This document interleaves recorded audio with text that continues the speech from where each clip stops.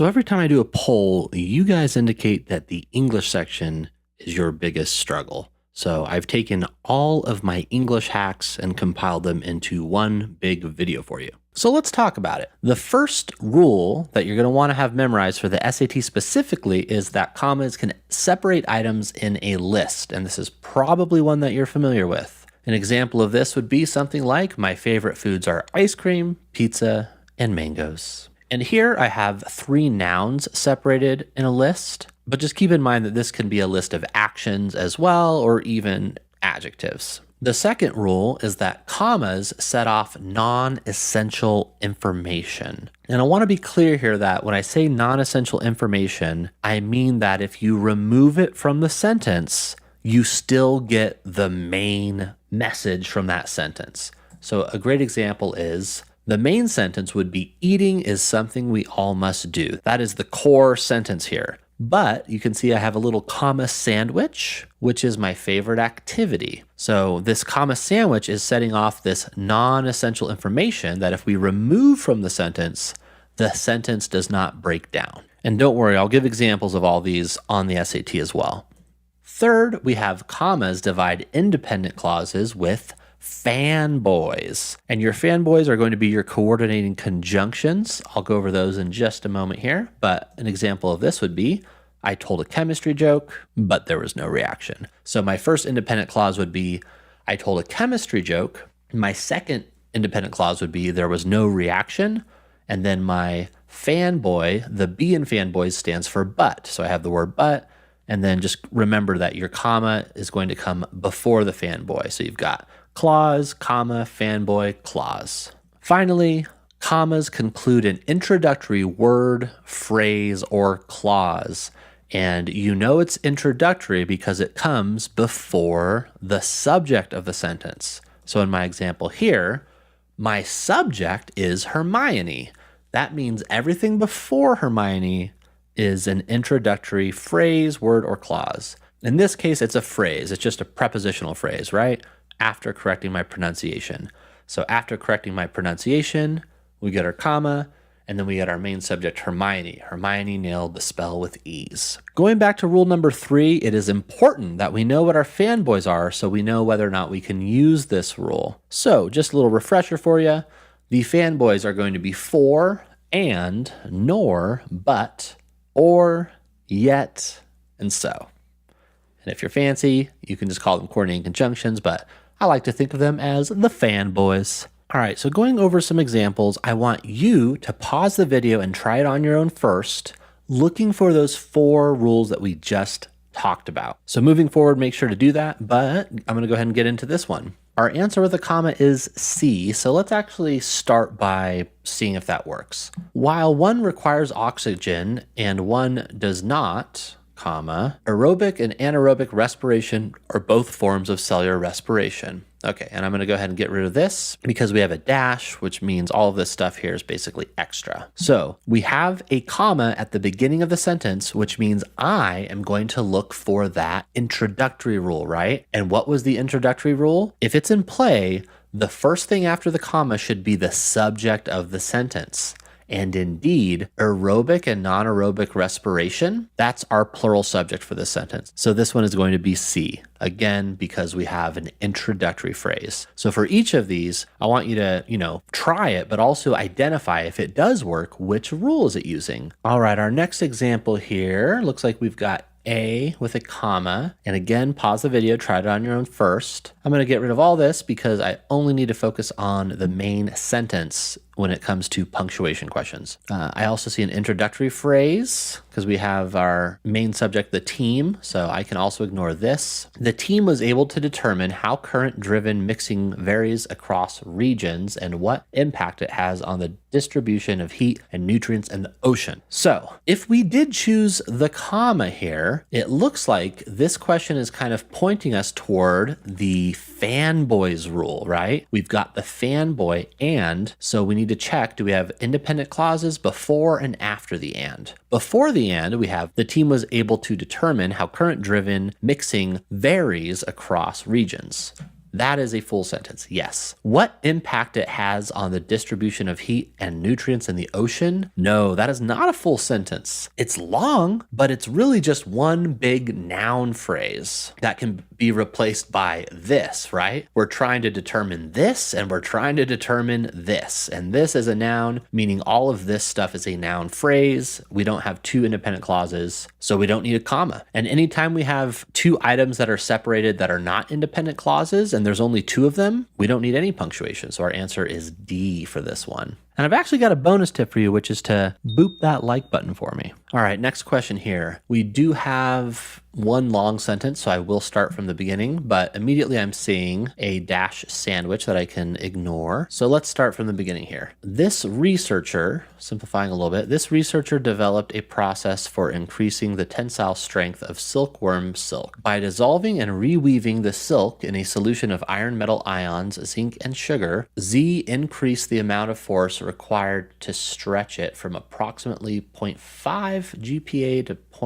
2 GPa. All right, and the reason I paused after the word silk, even though a couple answers don't have it, is, I'm trying to figure out if the comma works. And when I paused, I heard something. I heard the end of a sentence, and then I recognized that I have another sentence after that, because we have the full independent clause. This researcher developed a process for increasing tensile strength of silkworm silk. Period. And then we have a really big introductory phrase, by doing these things, comma, and then our main sentence, Z increased the amount of force required to stretch it from approximately 0.5 to 2. So we do have two independent clauses. We are not allowed to use a comma. That is called a comma splice. It's a big no-no. If you do it, I'm going to come and find you. I'm going to knock on your door. I'm going to tickle you. So don't choose comma splices as your answer. If you have two independent clauses, you need either a semicolon or a period. We get a period with choice D. Our answer is D. All right, looking at this one, I'm going to start from in 2017. I don't care about this first sentence. In fact, I don't care about it in 2017. The couple converted a vacant lot in the city into an apiary. And then we have either and or not. My thought is, if it's the fanboys rule, we do want and, so I'll read it like that first. The couple converted a vacant lot in the city into an apiary, and in the years that followed, they acquired 9 additional lots and established more than 35 hives. So the question is, do we have two independent clauses before and after the and? The answer is yes. The couple converted a vacant lot in the city into an apiary is a full independent clause. And in the years that followed, they acquired 9 additional lots and established more than 35 hives is also an independent clause. So our answer is B. All right, go ahead and try this one on your own first. But let's take a look. As per usual, I'm getting rid of the first sentence because I'm lazy and I'm trying to get as many points as I can as quickly as I can. The arrangement of the figures, according to Swenzel, represents her idea that we all come from Earth generation after generation. All right, so if we have a comma, which is choice B, what does that mean? Well, we have the non-essential information, right? The comma sandwich, because we have a comma right here after figures. So what we want to do is test it to make sure it works. If we get rid of according to Swenzel, what does it sound like? The arrangement of the figures represents her idea that we all come from Earth generation after generation. That does indeed hold up, doesn't fall apart. So our answer is B.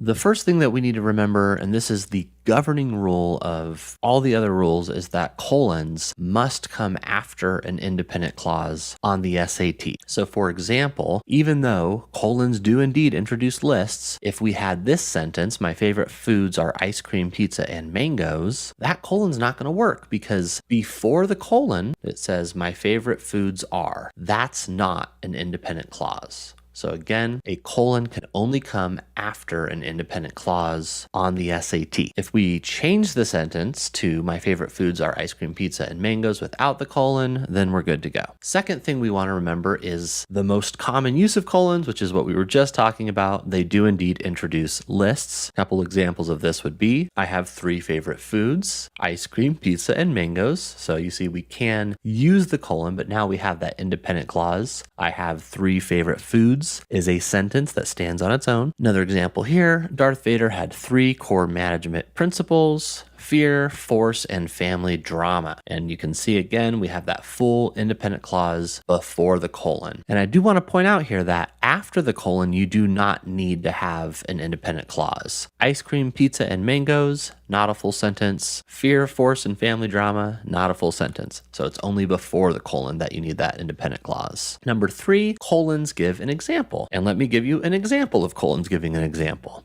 My roommate is terrible at cooking. Last night he burned water. So my roommate is terrible at cooking is this statement, but then I'm giving you an example of how he's terrible at cooking. This rule also applies to colons introducing quotes, which are pretty rare on the SAT, but you might run into them. We could say something like, my sister always has an excuse for being late, and then we get a quote from her. I'm not late. Everyone else is just early. So that quote from my sister is giving an example of her always having an excuse for being late. And then the last thing we want to remember, colons resolve cliffhangers. And a cliffhanger means you are expecting something else. There's some sort of unresolved situation, and the colon is going to come before the resolution of that situation, of that cliffhanger, if you will. So like Bob's biggest fear came true. If I said that, you would be wondering, what's Bob's biggest fear? And then we resolve it. He was out of coffee. Another one, the answer was obvious. If I said that, you probably want to know what it was. More cowbell. And again, here you can see in Bob's example, he was out of coffee is indeed a full sentence. So anything goes after the colon as long as you have that independent clause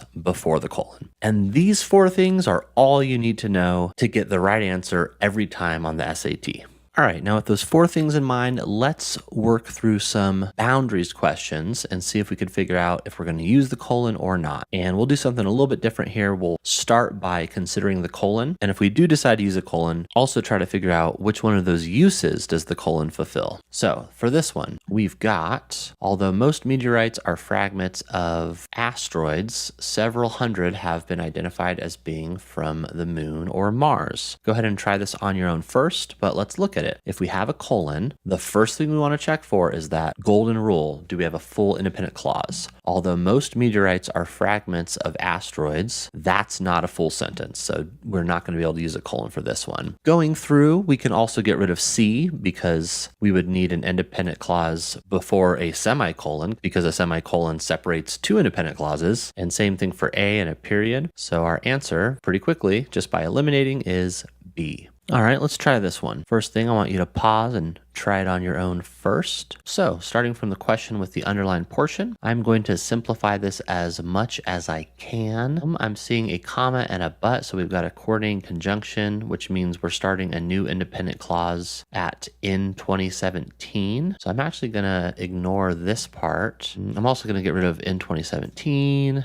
A team led by, okay, I'm just going to focus on a team. And what I'm doing here is I'm just getting rid of introductory phrases. I'm getting rid of prepositional phrases, things that are making the sentence a little bit clunkier and harder to dissect. So we have a team tried something new, sequencing the DNA found in Neanderthals' fossilized dental plaque. All right, same thing. We're going to first want to ask ourselves, do we have that independent clause? A team tried something new. Yeah, that's a full sentence. So we're good there. Now we have to ask ourselves, is it fulfilling one of those uses that we talked about, either a list, cliffhanger, or giving an example? I would argue that this is a cliffhanger. A team tried something new. If you say that, I'm going to want to know what the team tried. And then it does indeed resolve that cliffhanger. It tells us the thing that they tried new, which was sequencing the DNA found in Neanderthals' fossilized dental plaque. So in this case, A, the colon, is going to work. And I almost forgot, there is a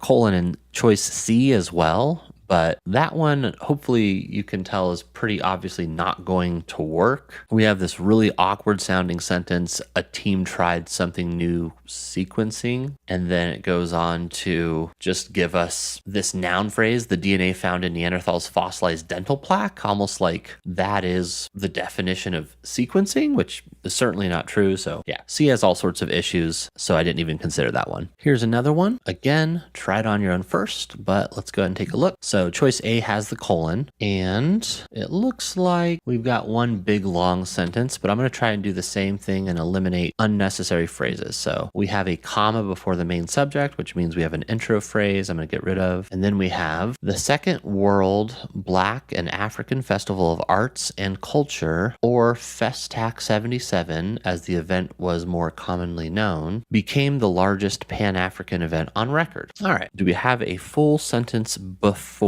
the Second World Black and African Festival of Arts and Culture? No, that is a noun phrase. It is not a full sentence, so we know our colon's not going to work. So what is going on here? Well, you might have noticed we have a little dash down the road here. Basically, all of this stuff starting from or is non-essential information, extra information that's being added on to give additional details about the Second World Black and African Festival of Arts and Culture. It's renaming it and explaining that this other name is what it's more commonly known by. Either way, whenever you have non-essential information, you want to set it off with either 2 commas, 2 dashes, or parentheses. We do have the option of a comma in choice C, but because it ends with a dash, we want it to also start with a dash. You want to make sure that you either have 2 dashes or 2 commas, but you don't want to mix and match. So here, our answer is B.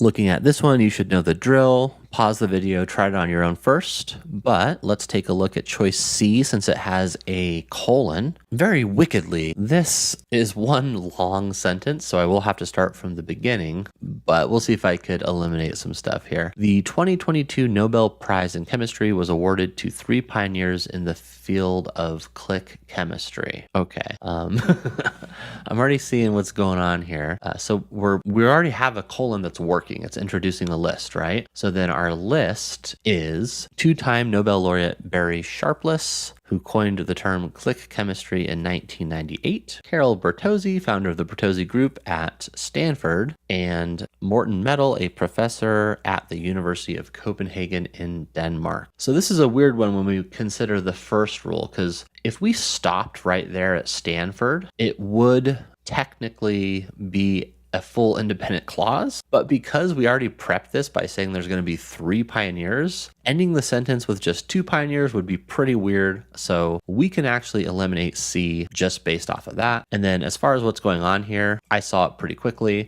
We have a list, but within that list, we have extra punctuation. So each item in the list has a comma included in it. And because of that, we are allowed to use semicolons to separate the items in the list. You've got one here, and we would want one after Stanford as well. So our answer is going to be D. All right, one more. See if you can do it on your own first, but here we go. Choice D. We have another really long sentence here that makes up the entirety of the text. So let's try and simplify. I'm going to get rid of the introductory phrase. I'm going to change this really long subject to this psychologist. That's what I'll be thinking. We also have this huge comma sandwich of non-essential information right here that I'm going to get rid of. And again, I'm just trying to simplify things so that when I read it aloud, I have a better idea of what's going on with punctuation. Okay, let's try this. This psychologist found that there was one personality trait that they scored particularly high on. Is that a full sentence? Yes. So it's passed that test. Now, is it either introducing a list, giving us a cliffhanger, or giving an example? Let's see. It says there was one personality trait they scored particularly high on. When I hear that, I want to know what that one personality trait was.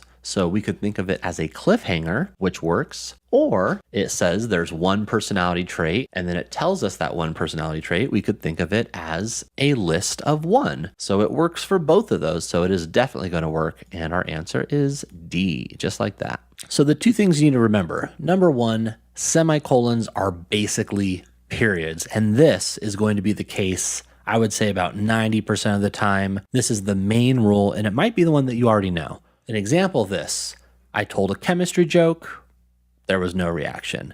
As you can see, we have 2 full sentences, and the semicolon is literally doing the same job that a period would do. Another example, I don't like pizza. I love it. And you're going to notice here that these sentences are closely related, and stylistically, if you were a writer and you were choosing to use a semicolon in your writing, you would want to know that the two sentences should be closely connected, but you're never going to have to make a stylistic choice on the SAT. So all you need to remember for this rule is if a period can do it, a semicolon can do it. One more example here. Great things never come from comfort zones. Challenge yourself. And I do think you should do that. All right, moving on to the more obscure rule, semicolons can actually separate items in a list. This is something that you might be familiar with commas doing, right? If you have a list of items, you would normally separate them with commas. Semicolons can do this as well. The thing you have to remember is they only do this when the items have additional punctuation. So you could think of them as complex items, and I'll show you what that looks like. This first example, we've got my favorite foods are ice cream, which is cold and comforting, pizza, which is hot and also comforting, and mangoes, which are downright magical. As you can see, we have 3 items, but those 3 items are complex because each of them contains additional punctuation within them. So like ice cream, comma, which is cold and comforting. If we're just using commas to separate these items, you're going to start getting confused as to which commas are separating the items and which commas are part of the item. So that's why we're allowed to use semicolons in this fashion. One more example here. Happiness can be found in little things. A child's laughter, echoing pure joy, semicolon. A handwritten note expressing sincere feelings, semicolon.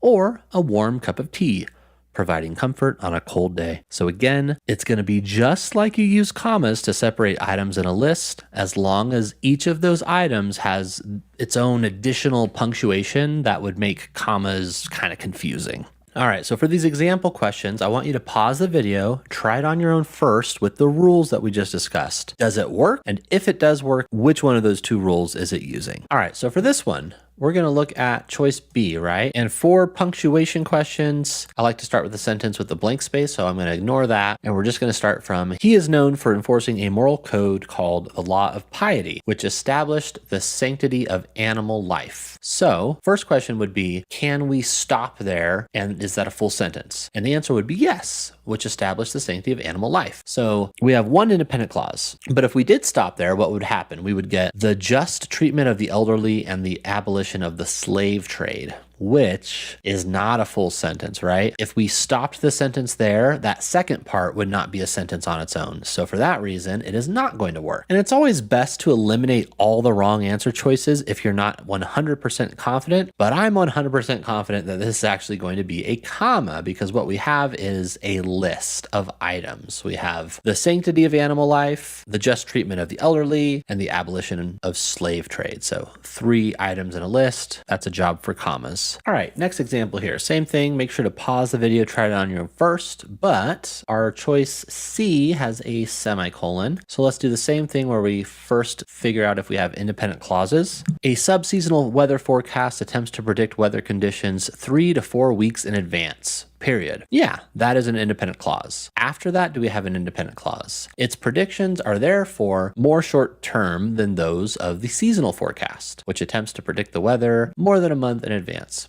And we could really think of the sentence as stopping there because that's going to be extra information after the fact. And yeah, that totally works as a full sentence as well. So our answer is indeed going to be C. All right, next one. Go ahead and try it on your own first. But we've got, okay, so this is cool. I see the semicolon. So the first thing that I would do is check for those independent clauses, right? But I also see a period here. So a lot of the times you can get rid of both of these answers because a period basically is a semicolon. The only reason that I would revisit these is if I notice that I did indeed have one of those complex lists that I was talking about. So I'm going to right off the bat guess that no, both of these aren't going to work. And then it's just figuring out, do I need a comma or not? So where are we at? Archaeologists have estimated that the pre-Columbian Native American city of Cahokia, and then we've got some non-essential information here that I'm going to ignore, had as many as 20,000 inhabitants in the year 1150, making it one of the largest cities in North America at the time. All right, beautiful. So we can think of this as additional information being added to the sentence. Anytime we have a phrase starting with an ing verb, that tells us we've got some extra information that is indeed going to be set off after a comma. So our answer is C. This next one's looking a little bit trickier because we have two options with a semicolon. So we're going to have to figure out, does one of these end in independent clause, or does one of these stand as part of a complex list? Let's take a look. I'm still going to start from that main sentence, so I can ignore all this stuff. We get Nakalembe doesn't just compile the information, though. She also shares her findings with African farmers. And then see that ing verb setting off this stuff? I'm going to get rid of that too, because like we just said, that basically means we have some more non-essential information. So really, I just have to focus on Nakalembe doesn't just compile the information, though, period. So that would work. She also shares her findings with African farmers. That also works. Those are both independent clauses. So I know it's going to be A because that does work and you're not going to have two answers that work. But just to disprove C, what would that sound like? We would have Nakalembe doesn't just compile the information, period, which is an independent clause. But then we get, though she also shares her findings with African farmers, which is not an independent clause. So for that reason, C doesn't work. One here, go ahead and try it on your own first, but let's take a look. We've got D as our answer. So the first thing I'm going to check for is independent clauses. And it does look like it's one long sentence, so I'll just start from the beginning. The 2022 Nobel Prize in Chemistry was awarded to three three pioneers in the field of click chemistry. All right, so I'm immediately thinking this is going to be the list rule because we have a colon introducing a list of three three pioneers. But let's check. Two-time Nobel laureate Barry Sharpless, who coined the term click chemistry in 1998, semicolon. Yeah, so it's 100% going to be that rule. And this is a great example where we get additional punctuation, making all of these items complicated, right? We have the comma. We even have some quotation marks, right? And then the next item is Carolyn Bertozzi, founder of the Bertozzi Group at Stanford. This one just has the little comma. So then we need that semicolon. And then Morten Meldal, a professor at the University of Copenhagen in Denmark. So there's another comma there. So yeah, our answer is going to be D. So the first thing I want you to remember about dashes is that they set off non-essential information. And if you saw my video on commas already, you're going to know that this is something that commas can do. So it should look very familiar. An example of this would be something like eating, which is my favorite activity, is something we all must do. You're going to notice that if we were to get rid of which is my favorite activity, that phrase sandwiched by the two dashes, we get the sentence eating is something we all must do. That is the core sentence, and that is something that can stand as a sentence on its own. So if you ever want to check to see if a dash sandwich is going to work, get rid of the stuff in the sandwich and see if the sentence still works. This is rule number 1, but technically it is tied into rule number 2, which is dashes steal the power from other punctuation marks. And the crazy thing is they can do this from pretty much any punctuation mark, as you're going to see in a moment here. Technically, the first example we just saw is dashes stealing the power of either commas, which we can also use to sandwich non-essential information, or parentheses, which we can use to sandwich non-essential information. The reason I have number 1 as its own rule is I would say this is the most common use of dashes you're going to see on the SAT, so it's important to focus on it. All right, so for these, I want you to try and guess which punctuation mark is the dash stealing power from, and pause the video because I'm going to go quickly. First one, I told a chemistry joke, but there was no reaction. And this is going to be stealing power from a comma. We've got two independent clauses separated by a coordinating conjunction, so we need a comma there, or a dash. I don't like pizza, I love it. This one, we've got either a semicolon or a period that can go there because we have two independent clauses. Number 3, Bob's biggest fear came true. Out of coffee again. What could possibly go there? A colon. That's right. Because we have an independent clause, which is kind of a cliffhanger, and then we resolve that cliffhanger with out of coffee again. All right. And then finally, he walked to the bathroom, took out his phone, and threw it in the toilet. What would we normally have there?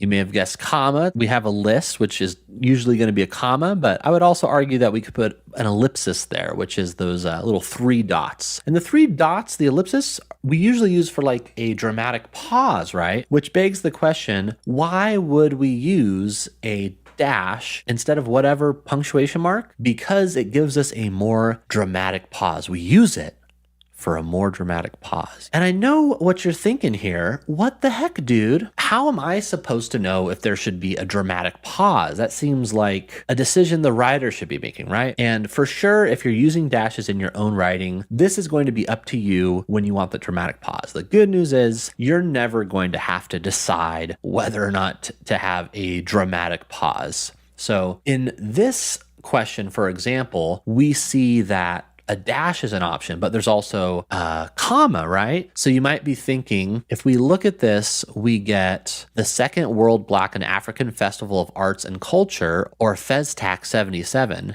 You might recognize that we've got this non-essential information starting from or FESTAC 77 and going all the way to commonly known.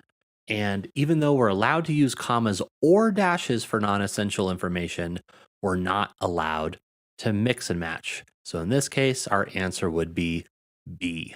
And just know that whenever it seems like you're choosing between a dash and a punctuation mark it replaces, there's going to be something else going on that will tell you one way or the other what the correct answer is. All right, as we work through these practice problems, I want you to pause the video, try it on your own first based on the rules that I just taught you, but I'm gonna go ahead and jump into this one. And if you do decide to use a dash, make sure you identify what the dash is replacing. So with punctuation, we're gonna only focus on the sentence with the blank space. Her book, something something, a combination of fiction and memoir, poetry, and prose, serves as a testament to her versatility as a writer. So we see there's already a dash here. So what it's trying to tell me is I might be dealing with a dash sandwich. Just want to make sure, right? So if I got rid of everything here, would that work? Her book, whatever, serves as a testament to her versatility as a writer. Yes. So it is going to be a dash sandwich, and it started with a dash, so it has to end with a dash, even though commas can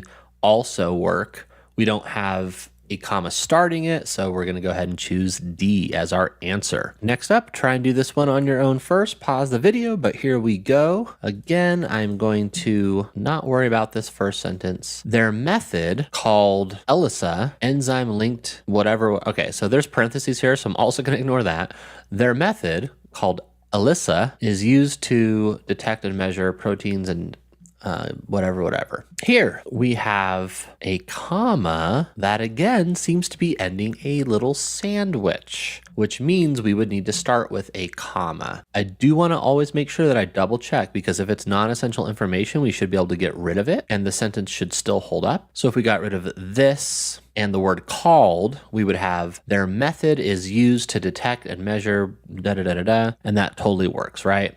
So again, this one ended with a comma, needs to start with a comma. So even though two dashes would work, we ended with a comma, so we got to start with a comma. And I'm just going to circle this thing until I go crazy.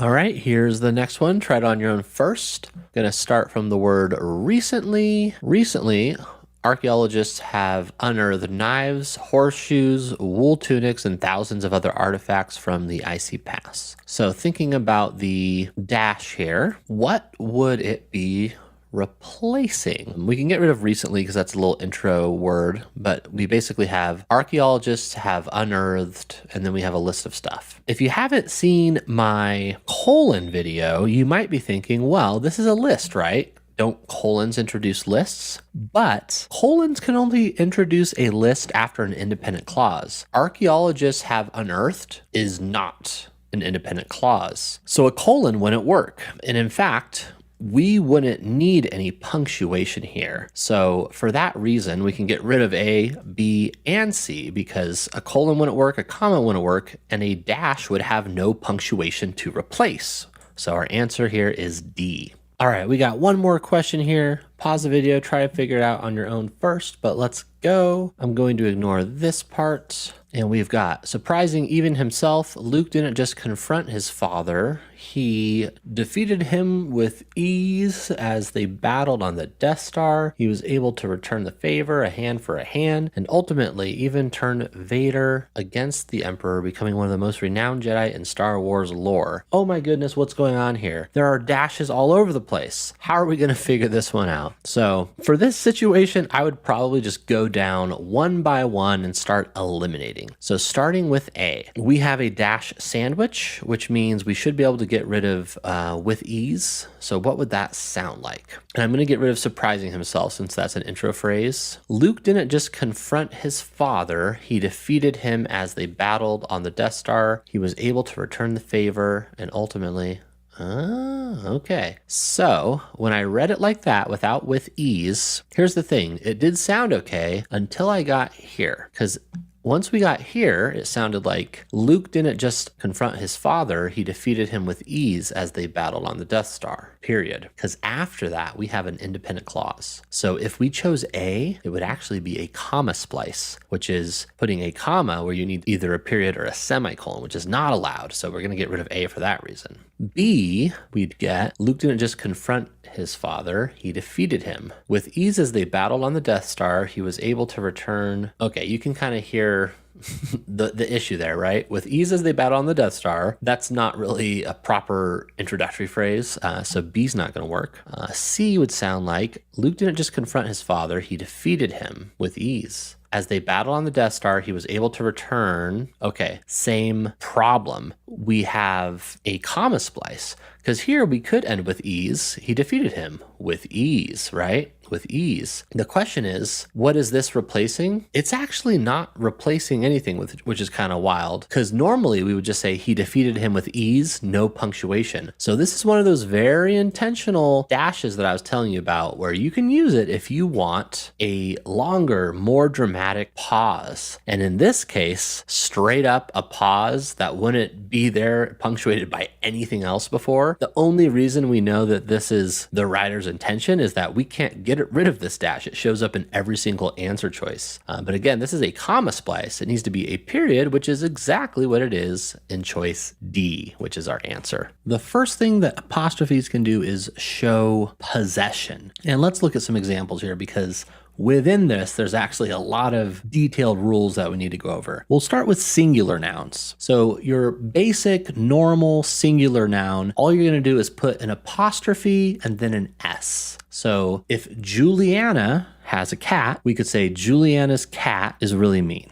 But for these weirder ones that are singular, but they actually end in an S, like the name James, it's one person, James, but his name happens to end in an S. In these cases, we have two options. We can either put an apostrophe after the S, or we can put an apostrophe and then an additional S. When we say this out loud, it sounds the same. We would say James's cat is very sweet. So a lot of my students have gotten confused about why we would just have an apostrophe there, but that is certainly an option. So keep that in mind. Moving on to plural subjects, we've got our normal, which in this case does end in S. It's normal for this to end in S. So we could say the cat's tails are so fluffy. And because it ends in an S, we basically do the same thing that we would do with the weird singular. We add an apostrophe after the S. Keep in mind, though, we do not have the option of adding that additional apostrophe S for plural endings. It's just an apostrophe at the end of the word. So the sentence here means there were many cats, all of their tails are fluffy. Now there's weird ones. If a plural noun does not end in an S, it is weird. The technical term for this is irregular for all my fancy pants students out there. You know who you are. And for those irregular plural nouns, we're going to do the same thing that we would do for singular nouns. Just an apostrophe, and then we add an S. So since children is already plural, we could say the children's cats have no right to eat my dinner, right? More than one child is children. Now there's one more thing to consider. What if we have a plural subject, but it indicates two individuals? For example, if we had Maria and Omar, what do we do with apostrophes? So here it says, Maria's and Omar's cats are both beautiful. Now notice it says individual possession. This means Maria has a cat and Omar has a cat, and both cats are beautiful. In this case, we want to show possession for Maria and for Omar, right? But if we have a shared possession, Robert and Natalie's cat is ugly. There's one cat that belongs to both Robert and Natalie. We only need to show possession on the last noun in the list. So here we only have 2 people.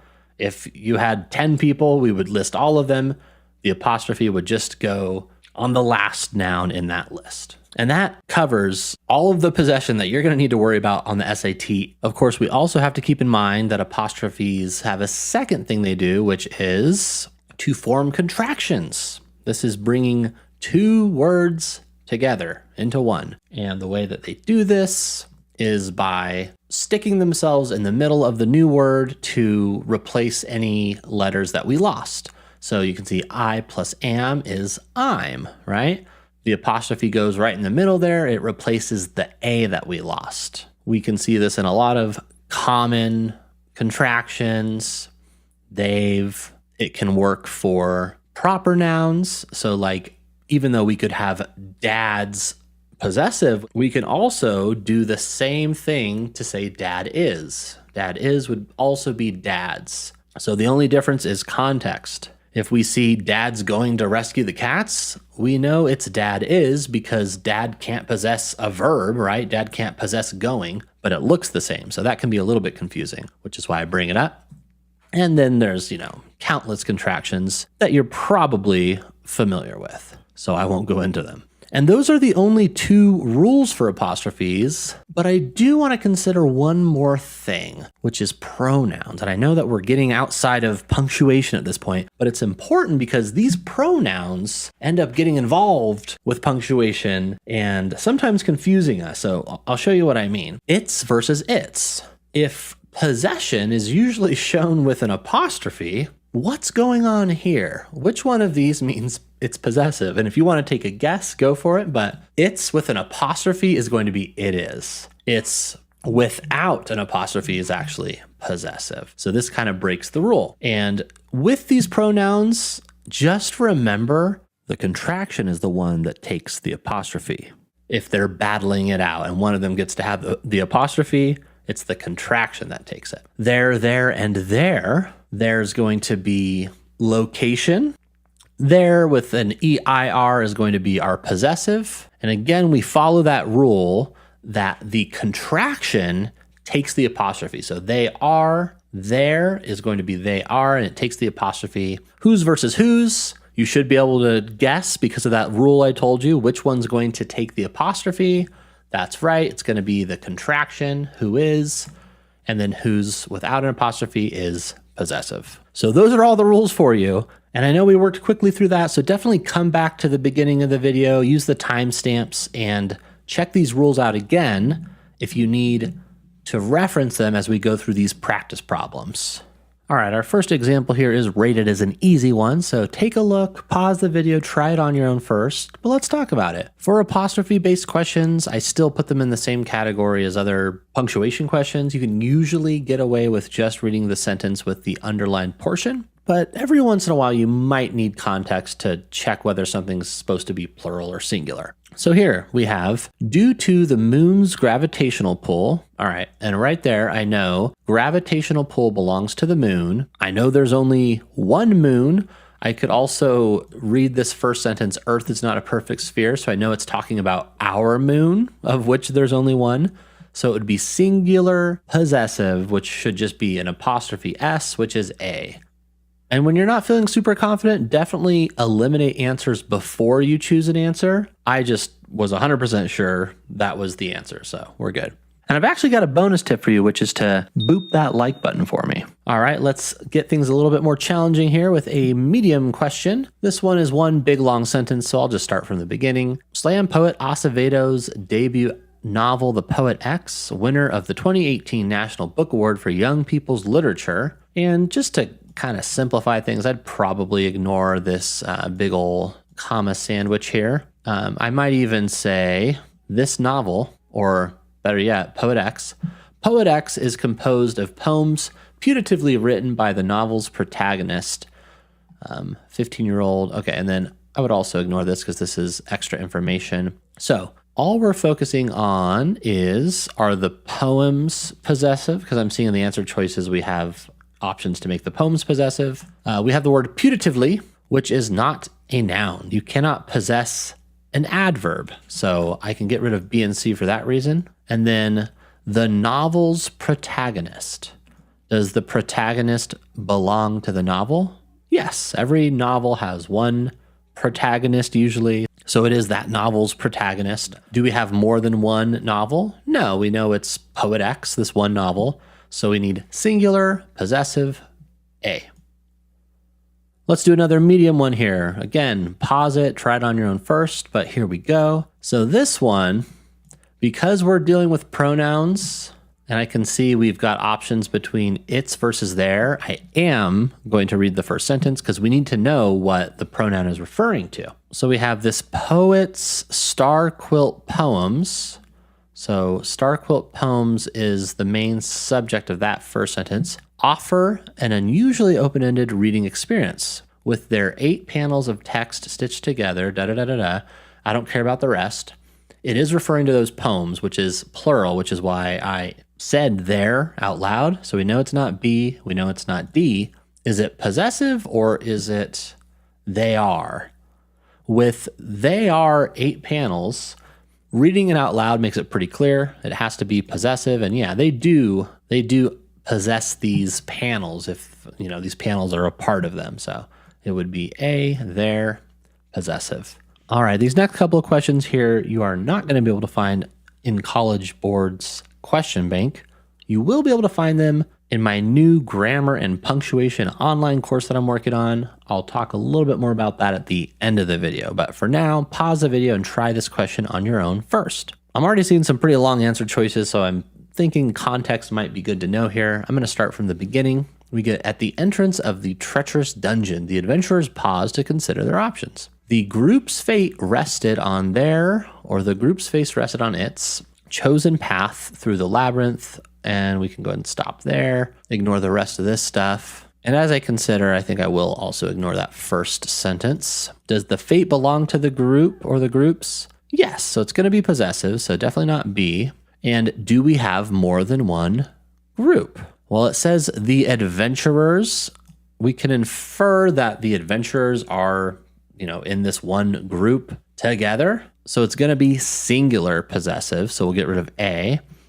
And then it looks like we're dealing with its, which might throw some of you off because if you think of a group, it has more than one person in it, right? However, a group is a singular unit. So we do want singular its. And then chosen path. Does the chosen path belong to the group? Yes. So we'd want the possessive, no apostrophe, C as our answer here.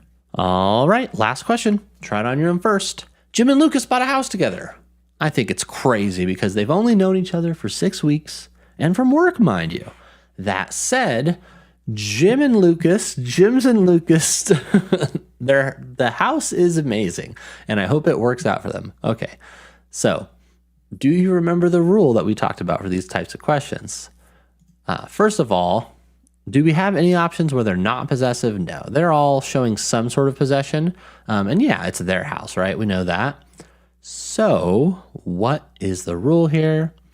Well, they own the house together. So we only need possession on the last noun in the list, Jim and Lucas's B.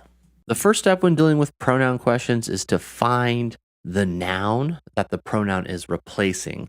And that's called the antecedent for all my fancy pants students out there. So that's going to be step 1. On this question, for example, we've got our blank space. Many people don't know blank exists. If I go back to the sentence before, I see that Arcata is my antecedent. So that would be step 1. Step 2, just match the correct pronoun with that antecedent. So if my original noun is Arcata I have to think, is Arcata singular or plural? It's singular, right? And is Arcata a person? So would I use he or she, or is Arcata not a person? It's not a person. So I'm going to use the singular pronoun it. And that's really it. That's the two-step process. But for some questions, it's going to get a little bit more complicated. It's not going to be quite as easy to find the antecedent per se. So let's do some example problems so that you can actually practice this process. Let's start with an easy example. So step one, I need to find my antecedent. And for context, I usually like to read the whole thing. So we get American poet Emily Dickinson wrote many of her poems on scraps of paper, but she also took steps to collect these works. From 1858 to 1864, for example, she copied more than 800 of blank into 40 handmade booklets. So, just from reading that out loud, I can tell that these works is the original noun that we are replacing. And technically, these works is referring to poems too. Regardless, both of these are plural. So we're going to want them, choice A.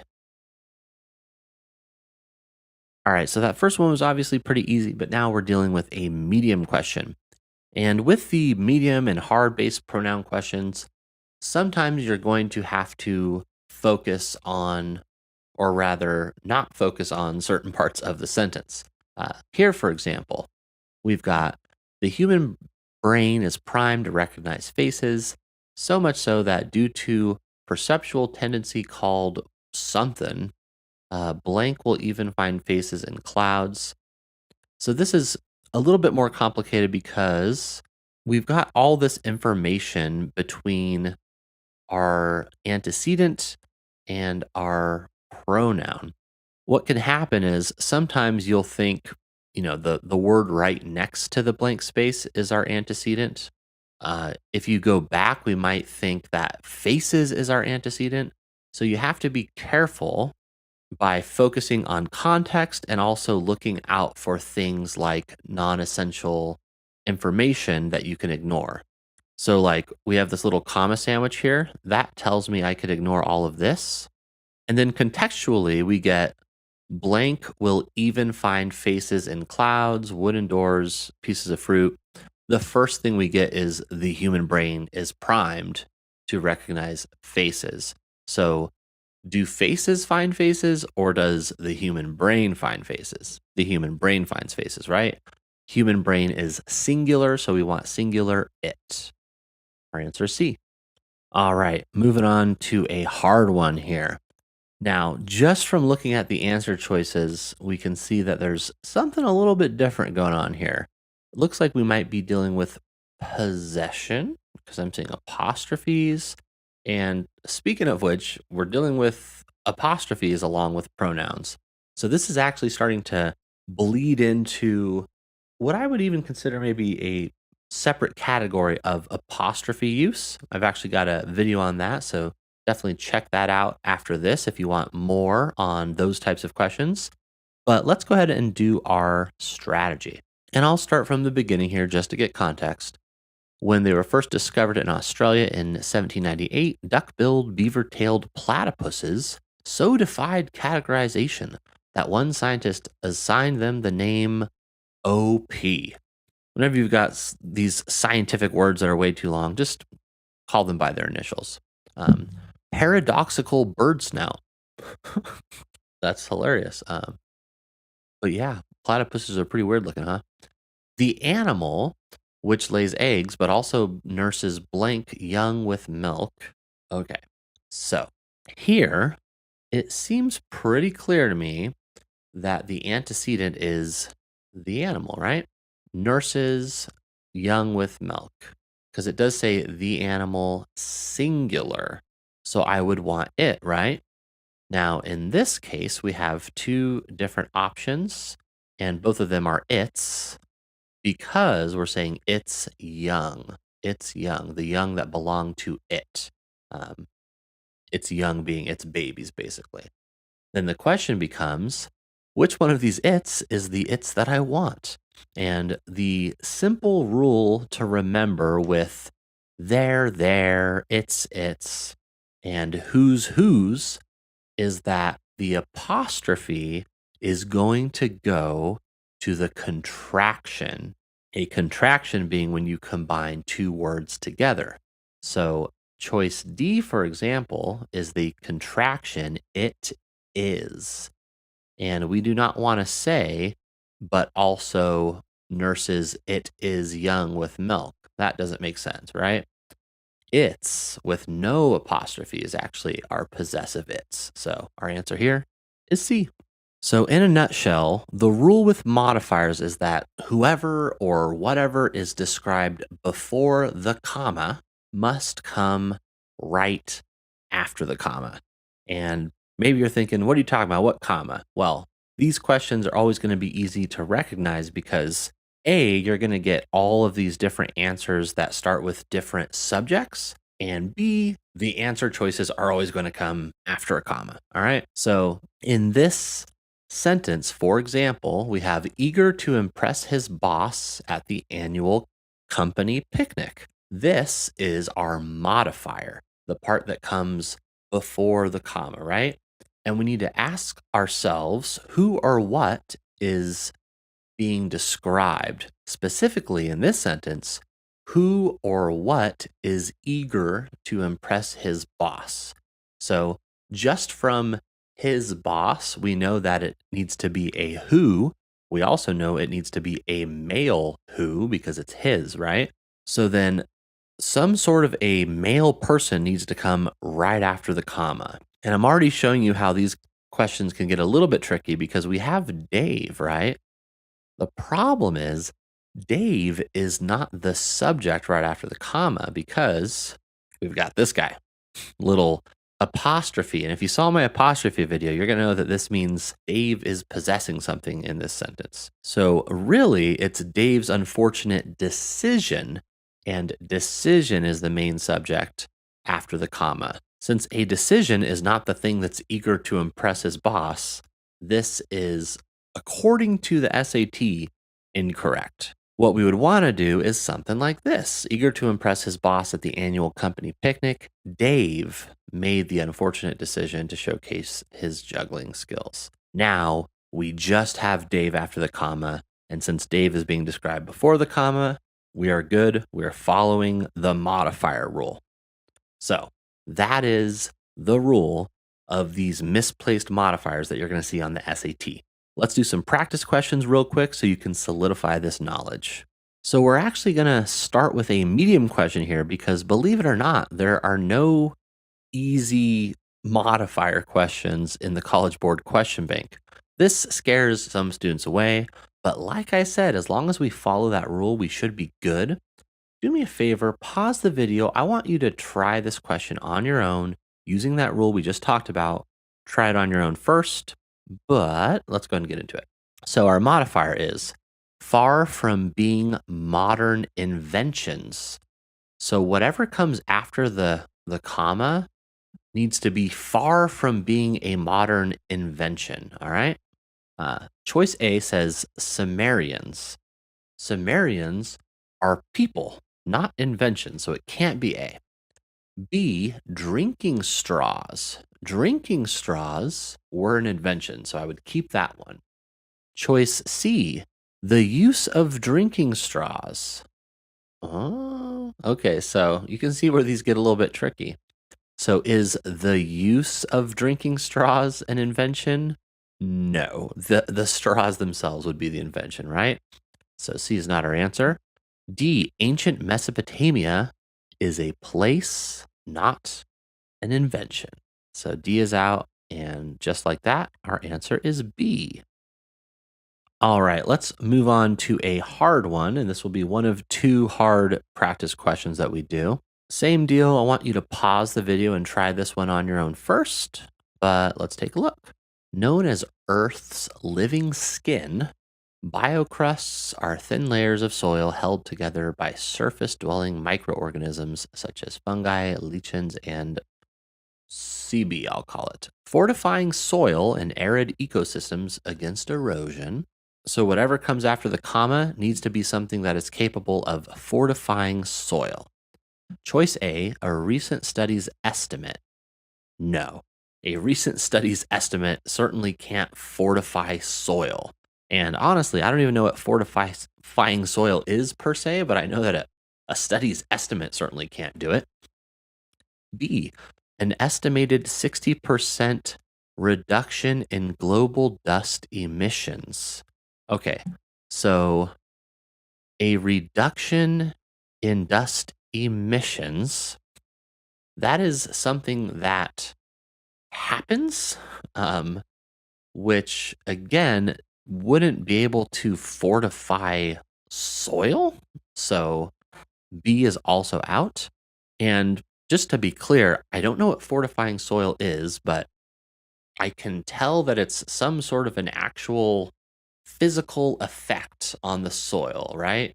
I imagine it's something like enriching the soil, but basically, I know it's a physical, palpable thing that's happening to the soil. That's why I was able to get rid of choices A and B. Okay, C. These crusts. All right, these crusts. Now, because it says these crusts, I do want to go back and see what crusts it's referring to. Known as Earth's living skin, biocrusts. So, biocrusts are the thin layers of soil held together by these surface dwelling microorganisms. All right, so can this physical thing, these crusts, fortify soil? I mean, I don't know. I'm not a scientist, but is it possible? Yes, because this is the first actual physical thing that we have that could have a physical effect. So, C, I'm going to keep. And then D says a recent study. A study cannot fortify soil for sure.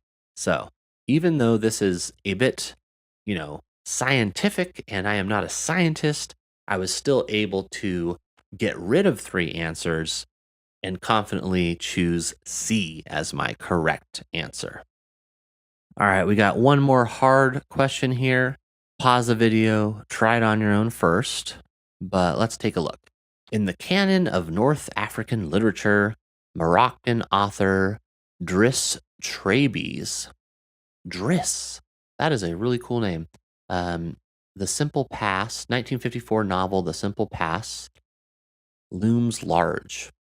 A coming of age story, a social meditation, and a sober gaze into the dark maw of French colonialism. Okay. So here we have something interesting going on. We basically have like three different modifiers. So I could really match up my subject to any of these. I'm just going to start with a coming of age story because that seems like the easiest, least convoluted choice to compare my subjects to. So looking at choice A, Morocco is a place, not a story. So Morocco is out. Traby's debut novel. A novel is a story, so I would keep that. Trabi. We know from the first sentence that Trabi, and I am certainly not pronouncing that right, but this person is not a story. This person is the author of the story, so C would also not work. Published. We have a straight up verb. A verb is not a story. It's not even a subject, so that really doesn't work. And just like that, we got our correct answer, which is choice B.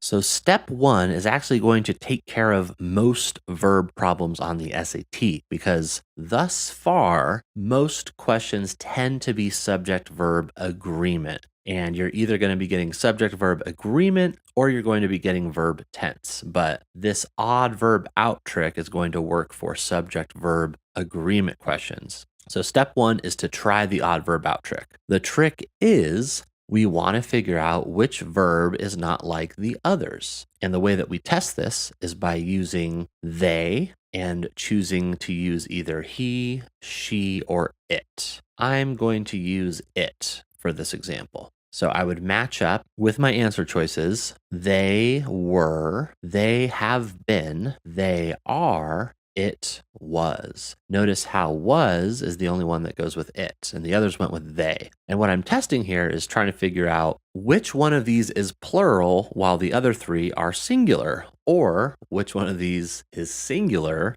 while the other three are plural. So by using they and then either he, she, or it makes that process really simple. And the great news is if you find an odd verb out, that odd verb out is your answer. You're done, right? And that's how easy it's going to be for subject verb agreement questions. Now, I did mention that they're not all subject verb agreement questions. You will also get some tense questions and some infinitive use, although technically you could sort of lump infinitive use into tense as well. But basically, if there is not an odd verb out, then you move on to step 2, checking for tense. So in this case, if I try they vow, I could say they vowed or he vowed, right? So already just by looking at the first 2 answers, I know there's not going to be an odd verb out. So at this point, it's all about figuring out what the tense is. In this question, I'm seeing a vow they upheld, single past tense. So I'm going to know that I want the single past tense vowed, choice B, as my answer. It is really simple in theory, but if you don't practice it, you're not going to be able to get through these questions with confidence. So let's get some practice questions in as well. All right, we've got our first example here, and I definitely encourage you to pause the video and try these questions on your own first. This video is going to be a lot more helpful if you actually get some practice in, but let's go through it. So remember, step 1 is the odd verb out. We'll go they reach, they had reached, or he had reached. So I know I'm dealing with tense. Moving on to step 2, let's look for context. If simple sugars such as this and this blank earth from elsewhere and survived. So right in that same phrase, we have and survived. So I know I want past tense, possibly simple past tense. So choice A is simple present tense. Choice B is past perfect tense. It is a form of past tense, so I'll keep that. Choice C is basically future tense, will, and choice D is present continuous tense. So our only past tense option, even though it's not the simple past tense, is choice B, which makes a pretty easy answer, choice B. All right, we got a medium question here. Same thing, pause the video, try it on your own first, but let's go. Start with the odd verb out trick. They are taking, they have taken, they take. She takes. My odd verb out is D. My answer is D. Just like that. All right, this one is rated hard. Go ahead and try it on your own first, but let's start with the odd verb out trick. He already served, or they already served. So immediately I know this is going to be tense. So I'll read for context. A second generation Japanese American, WM blank in World War II and won. All right, so we have simple past tense won. So I know at the very least I need some form of past tense, just like the first question we did. And I'm specifying simple past tense because a lot of the time you'll want to match simple with simple. But the big takeaway here is let's get rid of any present tense options first. So choice A, already served. So served is going to be past tense, right? So we can keep that one. B, was already serving, also past tense. C, already serves. That is present tense. And specifically, like already obviously doesn't have a tense. So I'm focusing more on the verbs, right? Was serving is past continuous. Serves is simple present tense. So C is definitely out. And then D, had already served. This is going to be past perfect tense. So at this point, this hard question could actually be kind of hard if you don't know what these different tenses are used for in English. If you are not a native speaker of English, these are probably rules that you need to learn. But if you are a native speaker of English, if you were born speaking English, you should be able to kind of hear what sounds right just by reading things out loud. And for the purposes of this video, I'm not going to go into great detail about what all the different tenses do. But if you would be interested in something like that, let me know in the comments. All right, so a little bit more context. This person served in World War II and won 2 amateur national basketball championships when he joined the New York Knicks for the 1947 through 48 season. Okay, so this is the clue I was looking for. When is going to mean something happened at the same time as this thing that happened in 1947. And then interestingly, we get the serving in World War II happens before this, right? So now we know we're in the past and we're not talking about 2 things happening simultaneously. We're basically saying this had already happened when this other thing happened. And I just said it out loud. I just used the past perfect tense because that's actually exactly what we want to use in this situation. So saying it out loud, WM had already served in World War II when he joined the New York Knicks in 1947. So he had already done this thing when he did this other thing, if that makes sense. So our choice is D. And again, if that is just super confusing to you, I would recommend not choice A, but I would recommend first try reading the other answers out loud and simplifying things like I did, and you'll see how they don't work. So like if we get rid of this stuff, we have WM already served when he joined the New York Knicks. And keeping in mind that this is something that happened later. See how that doesn't really make sense? Same thing, AM was already serving in World War II when he joined the New York Knicks. Like, how could he already be doing something in the past when he did something in the future? So you see how A and B break down. And again, if you do want me to do a more detailed video on the different tenses in English, like let me know in the comments. I just don't imagine a lot of you would be interested in that because this is such a small portion of the SAT. But anyway, let's do one more hard question. All right, we've got a hard question. Try the strategy on your own first, but here we go. Step 1, odd verb out. She hasn't been. She wasn't. She isn't. They aren't. Odd verb out is D. My answer is D. And that's right. This is a hard question according to the SAT. Just wanted to kind of show off how powerful that trick is. And the good news is, like I was saying, at least in the exams that we've seen in 2024, most of your verb questions are going to be this type of subject-verb agreement question. These transitions may look innocent, but they will not hesitate to lower your SAT score. So in this video, I'm going to give you a 4-step process to help you slap those transition questions right out of your way. Round 1. Let's demonstrate the slap method using an easy question. So the S is scan. And what we're going to scan are 2 sentences, the sentence before the blank space and the sentence containing the blank space. So let's take a look. We've got, it has long been thought that humans crossed a land bridge into the Americas 13,000 years ago. Already I'm seeing long been thought, which makes me think that is going to change. Like we're not going to think that anymore. But then if I look at the second one, based on some radiocarbon dating, a research team recently suggested, so this is likely going to be the new thing that's being suggested, that humans may have arrived more than 3,000 years ago, much earlier than previously thought. Cool. Okay. So after you scan, you are going to link the relationship between the 2 sentences. And as you do this, you might need to get more context from the rest of the passage. In this case, there's literally only 2 sentences, so I already read the whole passage basically. When we link the 2 sentences, we're thinking about what sort of relationship they have. And when I'm talking about types of relationship, I'm talking about things like, additions or continuations, comparisons, examples.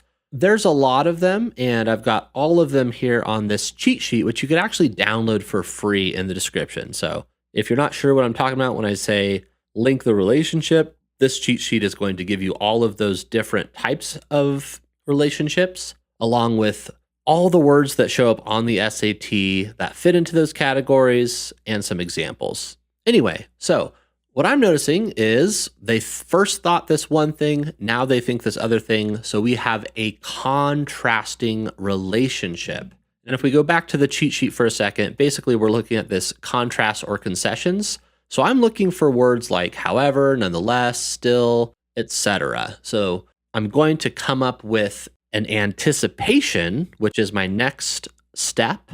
And as long as I come up with a word, I should be able to relate that word to other words in the same category. So my go-to for any sort of contrast is just going to be however. So however would be my anticipation. And then the last step is to purge answers that do not match your anticipation. So as a result is not going to be in the same category as however. Similarly is not going to be in the same result as however. However is however, and it's definitely my answer. In conclusion, not the same category. So that is the SLAP method. Now I want you to try the SLAP method on a medium question. Round 2.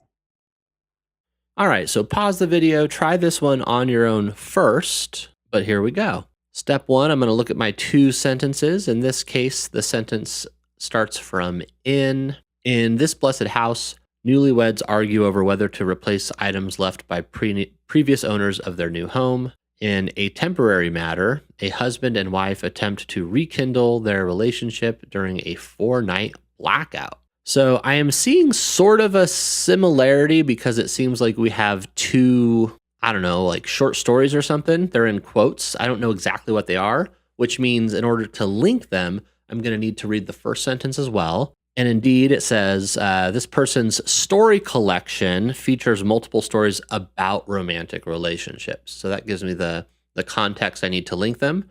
Both of these are about romantic relationships. They're 2 examples of romantic relationships. So I would say this is what I would categorize as a comparison of similar or parallel ideas. So for my anticipation, I'm going to say likewise, or I'm going to say similarly.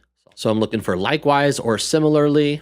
Go to purge my answers. Granted, no. For example, no. Likewise. Beautiful. All right. So you can see if you have a strong anticipation, a lot of the time you can just circle the answer because you'll get a 1-for-1 match. Round 3. All right, with this hard one, same thing. I want you to try it on your own first. So pause the video, give it a go. But here we go. So looking at these 2 sentences, the study found that the greater the iconicity of a sign, the more likely it was to have been learned. The correlation between acquisition and iconicity was lower than between acquisition and another factor studied, sign frequency. Okay, let's say for the sake of argument, I don't know what iconicity means. Like maybe I can infer that it has something to do with it being iconic, but we don't care, right? Because we could still see that it's saying there's a study showing that this factor iconicity helps with learning something.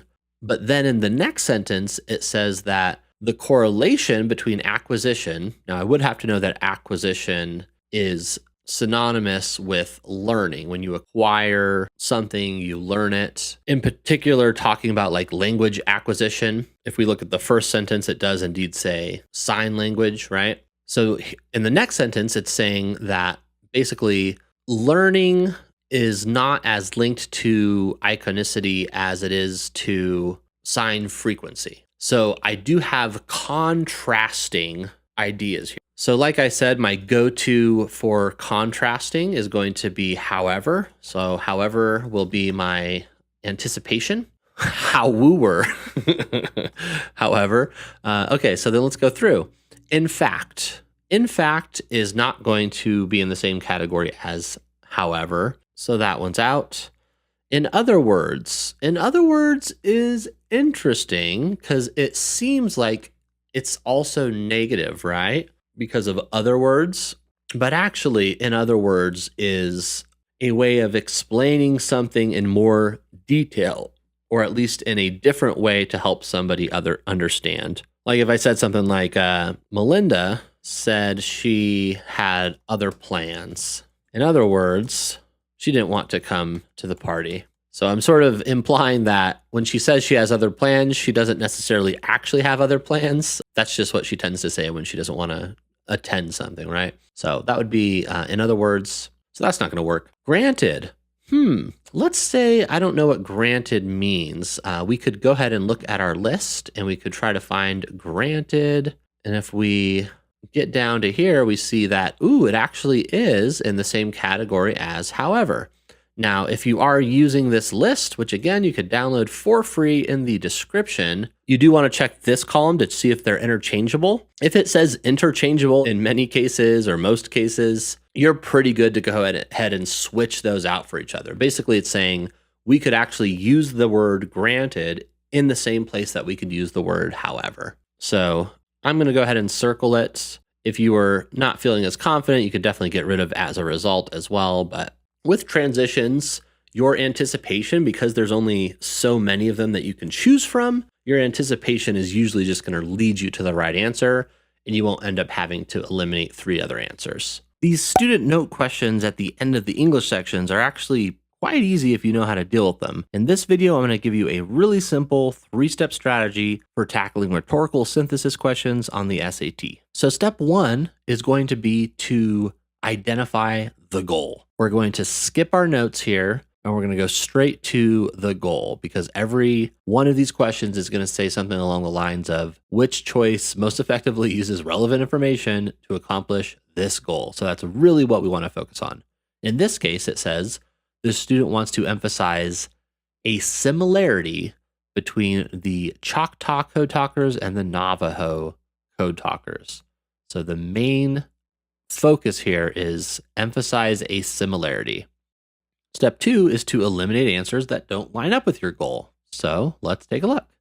A, U.S. soldiers who are members of Choctaw use their native language. Okay, so if we're trying to emphasize a similarity between these two, the Navajo and the Choctaw, if it only mentions one, there's no similarity. So A is out.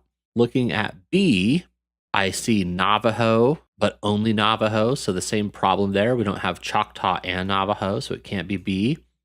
C, both Choctaw Code Talkers and Navajo Code Talkers transmitted coded military messages in the soldiers' native languages. That is literally a similarity between the two, so that's probably my answer. I could just double check. D, the Choctaw Code Talkers, not the Navajo Code Talkers, served in World War I. So that's actually telling me a difference between them. So my answer is C. And you might be asking, what is step 3? Step 3 is to look at the notes if you need to. 9 out of 10 times, you will not have to look at the notes. So I want you to get used to skipping them and only looking at them if you are forced to look at them. A little bit more on that later in the video. But for now, let's try this strategy on a medium question.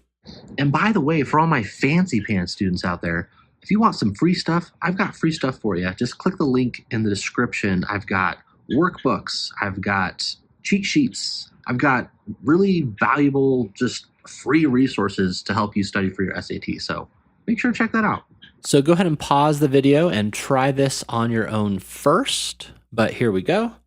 So step 1, I'm going to ignore the notes and I'm going to go straight to the goal. In this case, the student wants to explain an advantage of the archive being digital. So I'm going to focus on advantage of archive being digital.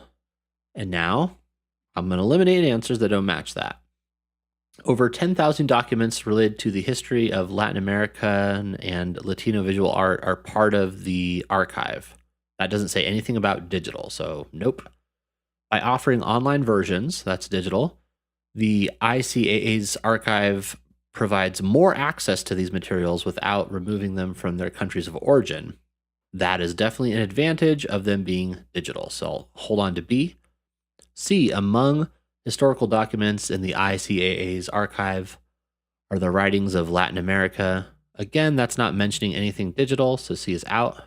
D, the director oversaw creation of an online archive. So it does mention digital of historical documents related to Latin American and Latino visual art. So it does mention an online archive, which is digital, but it doesn't mention any sort of advantage. It just states that it happened. So D is also out. And my answer is B. Again, we didn't have to go to step 3 and look at the notes. You will rarely have to look at the notes, but let's move on to a hard question and also talk about when you might need to look at the notes. All right, same deal here. I want you to pause the video, try this on your own first using the steps we've discussed, but let's take a look. Our goal in this case is to present the primary aim of the research study. All right, so that's what I'm going to focus on. A, Bosalli's team wanted to better understand the mechanics of behind birds' nests, wanted to better understand. So this is an aim. This is an aim, so I'm going to hold on to it. B, the researchers used laboratory models that simulated arrangement of flexible sticks and analyzed points. This is telling me what they did. It's not telling me what their aim was, what their goal was, what they were hoping to find out. So B is out. C, after analyzing, they found that, so this is actually a conclusion. After analyzing, they found out that, I don't necessarily care what they found out. All I know is that C is a conclusion. An aim would be what they're trying to figure out. So C is not my answer. D is analyzed. The bird nests are uniquely flexible. Again, as analyzed, it's telling me their conclusion. So D is out. And just like that, even though this is rated as a hard question, I got my answer A pretty easily. So again, we didn't have to look at the notes. So why is that even a step? Well, I don't have an example for you in the College Board question bank from any of the non-active questions. I've looked through them. I'm not seeing anything, but there is one question that I'll show you in a second from one of the practice exams. So spoiler alert, coming up here, I'm going to show a question that's actually in one of the College Board practice exams. So if you don't want to see that, don't watch it. But I've also heard reporting from test takers that there are questions that require you to look at the notes because the goal might be something like, show that the short story was more influential than the novel, something like that. And then in the answer choices, we don't necessarily know which was the short story or which was the novel. So something along those lines, you might need to look at the notes, but let me kind of show you what that would look like using that example from the exam that I was talking about. So spoiler alert, here it comes. This is from test 5. So on this one, we're going to start going through and you'll see that we run into a little bit of an issue. So it says, as far as goals go, we want to indicate the California red-legged frogs classification category. So we're looking for California red-legged frogs classification category. All right. Choice A. Species on the list, which includes the frog, are classified as either endangered or threatened. So that is not telling me the frog's classification. It's just telling me that these are two options, basically. So A is out. B, the California red-legged frog appears on the list of at-risk species. That does tell me its classification, so I would keep it. Choice C, according to the FWS, the California red-legged frog is in the endangered category, in danger of extinction throughout most or all of its range.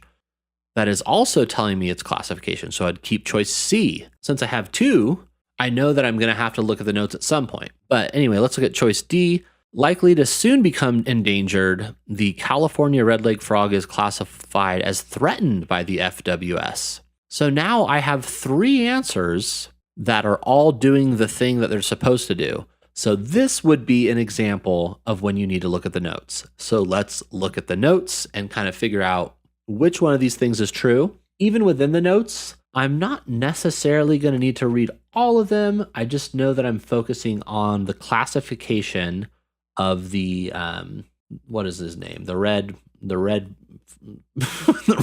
frog, the California red-legged frog. All right. So I see in the last note here, it says, The California red-legged frog is likely to soon become endangered. Okay, so let's see if I can get rid of answers just based on that.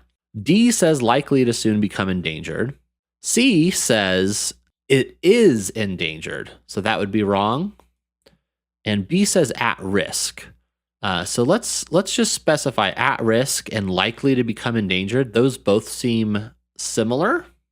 And then if I look at some clarification in my notes, it says a species that is likely to soon become endangered is classified as threatened. So threatened is not the same as at risk. So I would get rid of B, and then likely to soon become endangered, likely to soon become endangered. It lines up perfectly with my note, so then my choice is D. So that's what step 3 would look like for you. Let me go ahead and demonstrate this APE method for you using an easy question. So the A is going to be analyze, and we're simply going to analyze our passage or our sentences looking for context clues. That's kind of vague, so let me show you what I mean. The invention in 1958 of the integrated circuit or microchip radically altered the semiconductor industry.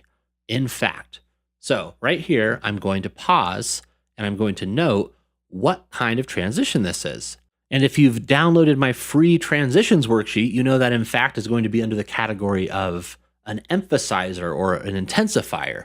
So whatever comes after this needs to intensify the fact that this microchip radically altered the semiconductor industry. So that's one of the ways that you can look for context, is paying attention to the types of transition words included in your text. In fact, some historians argue that it fundamentally blank the industry. And I can actually stop right here because I know that whatever this word is, it is going to intensify altering the industry. So what's more intense than altering? Completely transforming, right? So step 2 is to predict an answer, and you sort of heard it out loud. I said completely transformed would be my prediction. Finally, you're going to go to step E, which is to simply eliminate answers that don't match your prediction. So again, my prediction was completely transform. And here I got pretty lucky. Well, this is an easy question, so go figure. If your answer is there, circle it. If it's not there, then your last step is to eliminate answers that don't match it. And obviously, overwhelmed, bypass, obstructed, none of those actually mean transformed. So we're all good. Round 2. All right, let's try our APE strategy against a medium question here. So again, step 1 is to analyze. And why don't you try this one on your own first? Go ahead and pause the video, use that strategy, see if you can get the correct answer. But here we go. The following text is adapted from Nathaniel Hawthorne's 1837 story, Dr. Heidegger's Experiment. The main character, a physician, is experimenting with rehydrating a dried flower. Now, on these little introductions, I would recommend reading them. It's not necessarily important to know who wrote something or the name of it, but knowing that it's from 1837 is helpful. This is part of our context because chances are there's either going to be a word that we just don't know because we don't use it anymore, or we're going to run into a word being used in a way that we don't use today. So that's why it's important to read the introduction. And then also we might need the context of the fact that we've got some physician trying to rehydrate a dried flower. Might come into play, might not, but definitely pay attention to dates here. At first, the rose lay lightly on the surface of the fluid, appearing to imbibe none of its moisture. Soon, however, so there's our transition, right? So we have a contrasting however, and what do we want to contrast with? We want to contrast with the rose basically not taking in any moisture from the fluid, whatever the fluid is. I guess just water. He's trying to rehydrate it, but basically there's no changes happening, but then a singular change began to be visible. And then here, I definitely want to read on because it says a singular change began to be visible. That's a pretty vague statement. So that's telling me whatever the next sentence is should give me details about what that change looked like. And it says the crushed and dried petals stirred and assumed a deepening tinge of crimson, as if the flower were reviving from a death-like slumber. So basically, I'm getting a pretty dramatic change. So for that reason, my prediction is going to be dramatic. So a singular change, I'm going to say dramatic change. And also note here that we actually have a word that we're replacing, as opposed to the first example where we had a blank space. This is always going to be the case when you have fiction, and it's usually going to be that old fiction, but the strategy more or less is still going to be the same. Okay, let's go to step 3 and eliminate. Lonely does not mean dramatic. Disagreeable does not mean dramatic. Acceptable does not mean dramatic. Extraordinary, in the sense that I was saying dramatic, does mean dramatic, because I was saying basically a big change, a dramatic change, an extraordinary change. So I've got my answer, choice D. Round 3. All right, we've got a hard one here, so try the APE strategy on your own first. Pause the video, you know the deal, but here we go. As an undergraduate researcher, this person contributed to groundbreaking study challenging the accepted view that among prehistoric peoples, female participation in hunting was blank. All right, so a couple things to note here. We know that we are challenging the view that female participation in hunting was something. Based off of this, it seems like the context we need is going to be in the next sentence, because we don't have any information about what this person studied yet, right? So, next sentence. The research team's review of data from late Pleistocene and early Holocene burials in America. So I don't care so much about that, but basically revealed that. So this is the study. The study revealed that, in fact, as many as half of all hunters were female. Cool. Okay. So if it is true that half of them were female, that would challenge the view that less than half of them were female, or more likely, like few of them. So if few of them were female, we could say something like female participation in hunting was low, or yeah, low. We'll say low in numbers or percent. All right. Why is this so small? Get bigger, be better. There we go. All right. Low in numbers or percent. So let's eliminate. Inevitable. Inevitable is Thanos is inevitable. I am inevitable. But not low in numbers or percent.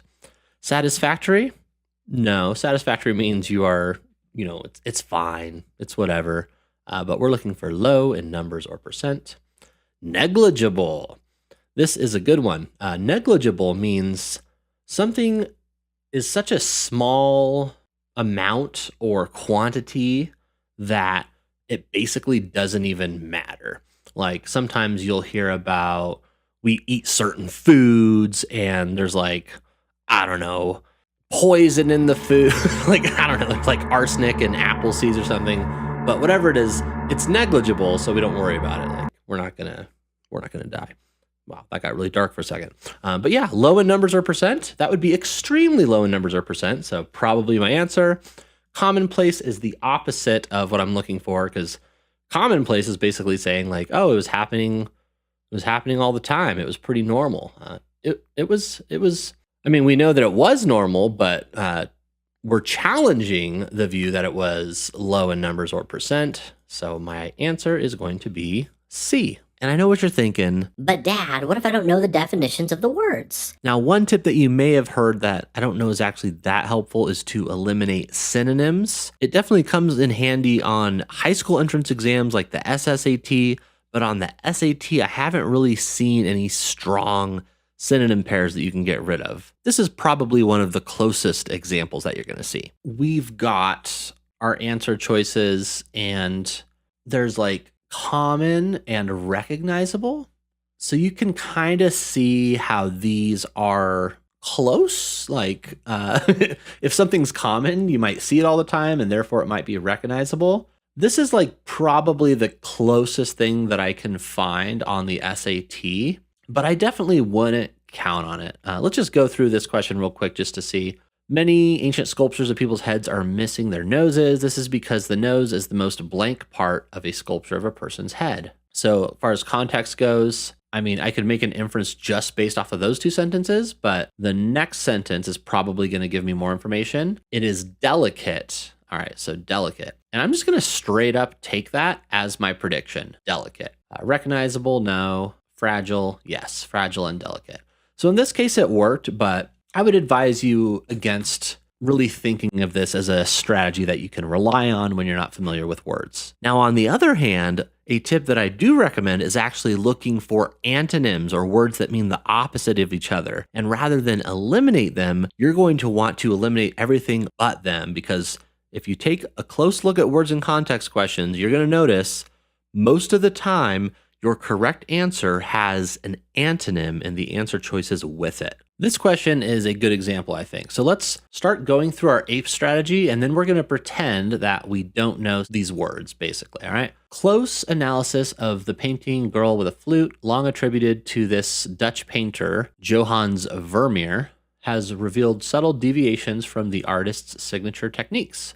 These variations suggest that the work may be that of a student under Vermeer's tutelage, potentially blank our understanding of Vermeer as a solitary artist. The context here is that we've got this painting that was long attributed. So if it's saying long attributed, we can basically say like, okay, it's not being attributed anymore, or that might be in question because there's subtle deviations from the signature techniques. So if they think that it might be somebody else's, a student potentially blanked our understanding, well, that would change our understanding of Vermeer as a solitary artist, right? So my simple prediction here is just going to be kind of change or maybe like overthrow, something like that. Well, I guess it would be changing or overthrowing, but you get the picture. Now, let's go through and negating, I know. Let's say, okay, negating, neg is sort of negative. So to negate something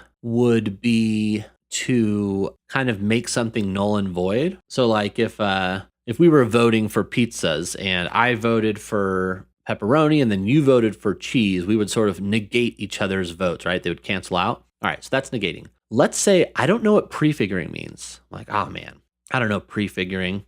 Entrenching. Let's say I don't know what entrenching means. Oh man, I don't know entrenching. And then I get to substantiating.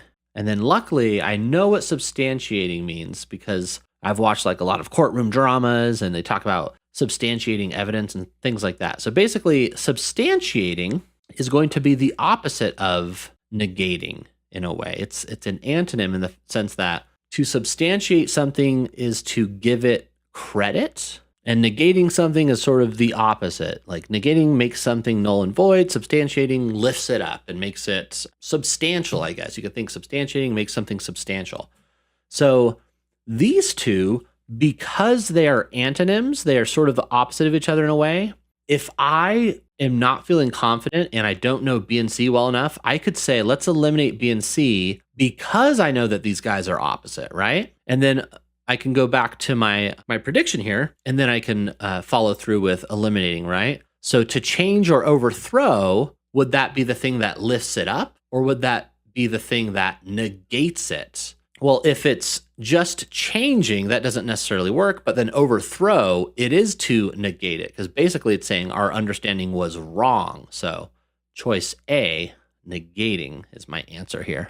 This one I think is another good example. And let's just start by looking at these answer choices just to kind of speed things up. So what antonyms do you recognize, if any? When I see independent, independent means sort of by yourself. So something that is independent of something means it is separated from, it is apart from, it's not connected to, right? So this is sort of like not connected. And then predictive of, I would argue, is sort of the opposite of that, because if something is predictive of something, it means there's a correlation. Like you could say, the amount of time someone studies for the SAT is predictive of their score. That is to say, if they study more, they tend to get a higher score.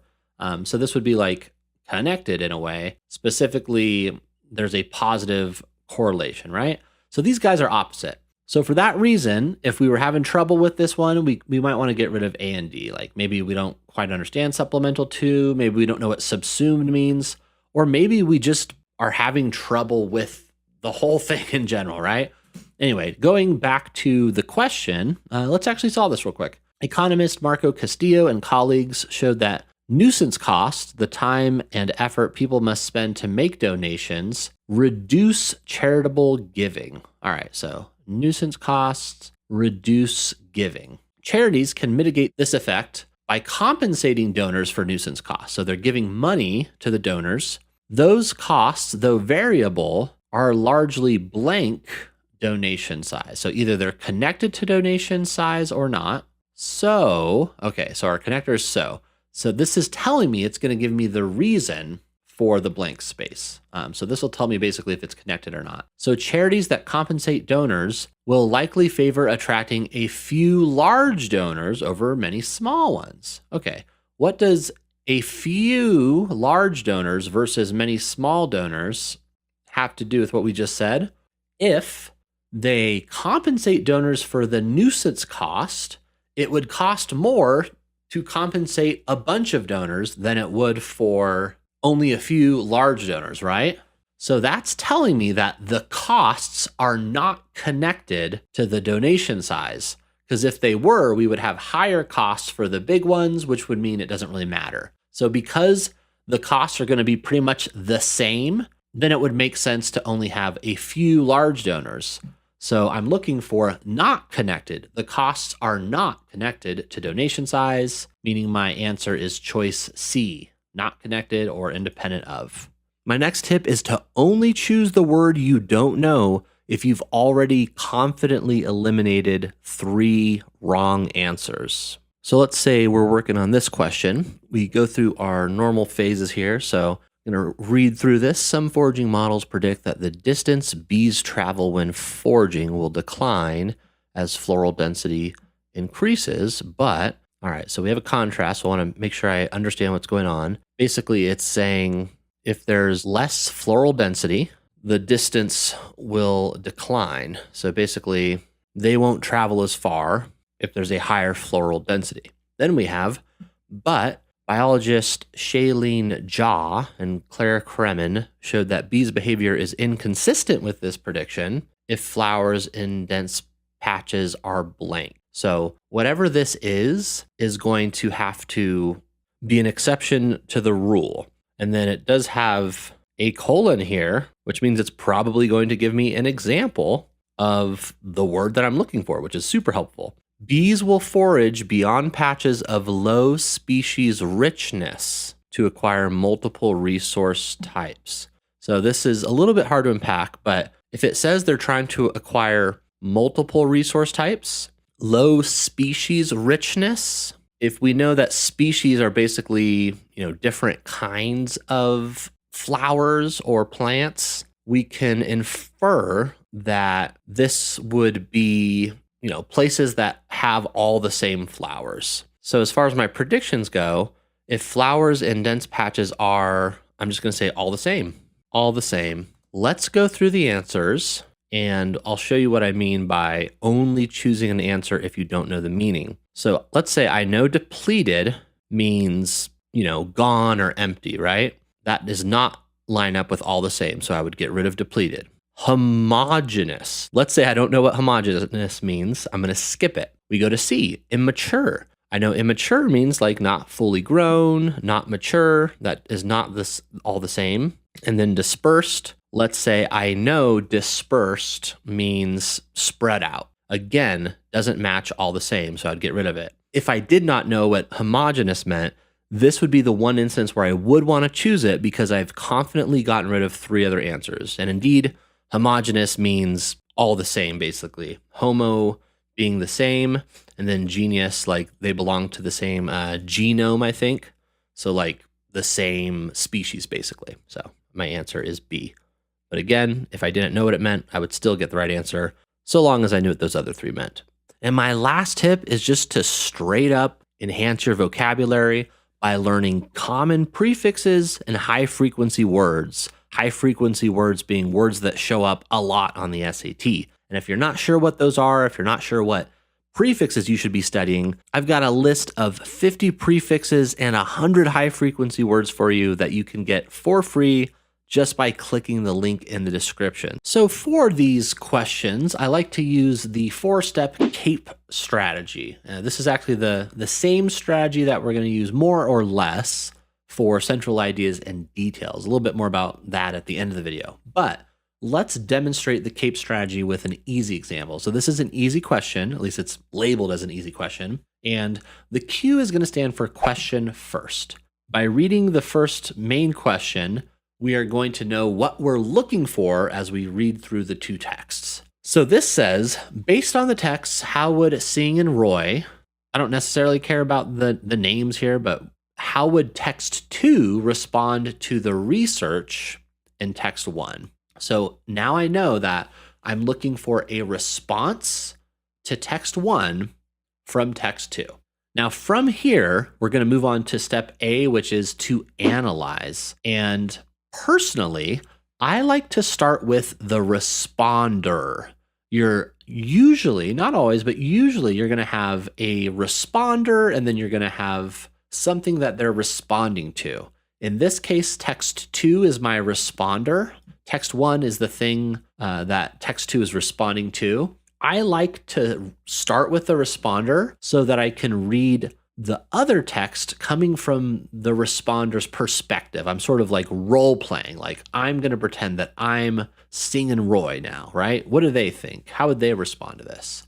So that's my approach, but I want to clarify that it's definitely up to you. If you feel more comfortable starting with the research in text 1 and then kind of doing the opposite, go for it. I've had students have success with both. I just want to let you know that this is what works for me. So this is what I'm going to be demonstrating. But the point is, step 2 is to analyze in whatever way works for you, knowing that you're going to get a response from text 2 on text 1. All right, anyway, let's look at text 2. Governments in democratic countries function way better. It just says better. I don't know why I said way better. Better when more people vote. However, forcing people to vote may have negative consequences.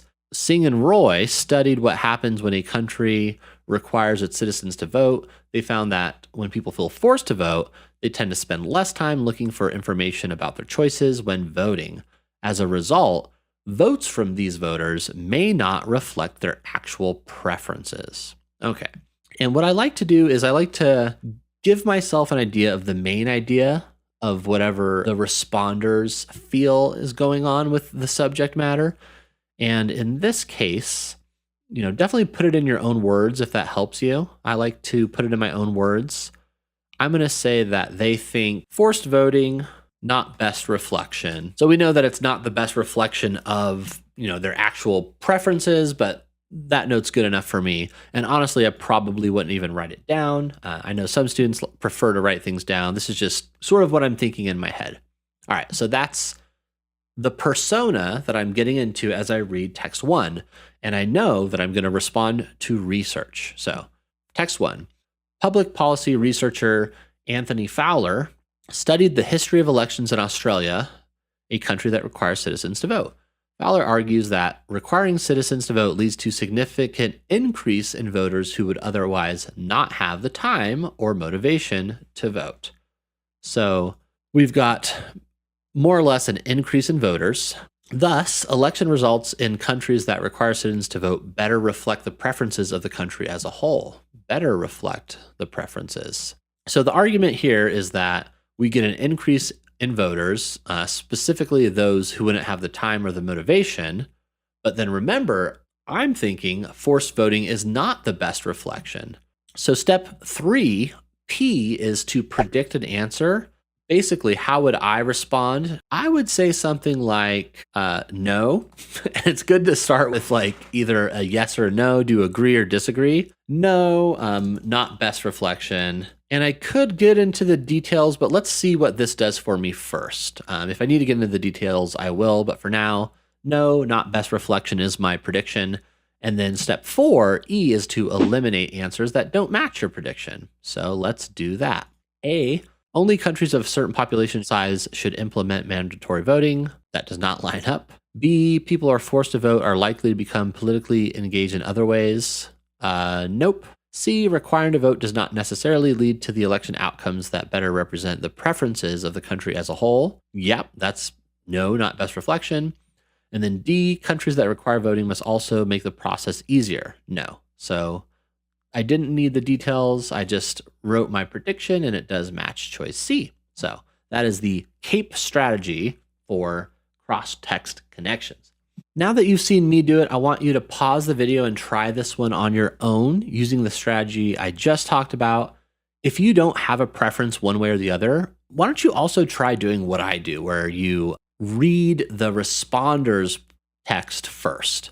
But go ahead and pause the video and try that. But here we go. So Q means question first. We get how would text 2 respond to text 1?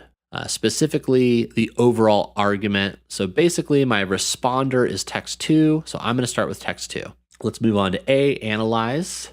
Graphic novels present their stories through both language and images. Without captions and dialogue, readers would be unable to understand what is depicted in the illustrations. The story results from the interaction of text and image. Moreover, Alison Bechdel's Fun Home and many other graphic novels feature text that is as beautifully written as the prose found in many standard novels. Therefore, graphic novels qualify as literary texts. Cool. So, I mean, in a nutshell, this last sentence is the main idea. So my stance is graphic novels are literature, basically. I might also add, because words good and images important. But more or less, I'm just going to take that last sentence as my stance. All right, let's look at the argument in text 1. Graphic novels are increasingly popular in bookstores and libraries, but they shouldn't be classified as literature. Boo. By definition, literature tells a story or conveys meaning through language only. Graphic novels tell stories through illustrations and use language only sparingly. I have a problem with that because remember it said the text is just as beautifully written as prose found in many standard novels. And captions and dialogues. Graphic novels are experienced as a series of images, not as language, making them more similar to film than literature. Okay, so what would my response be? I've got a lot to say. What was I getting upset about? I would say no. So always important to start with yes or no.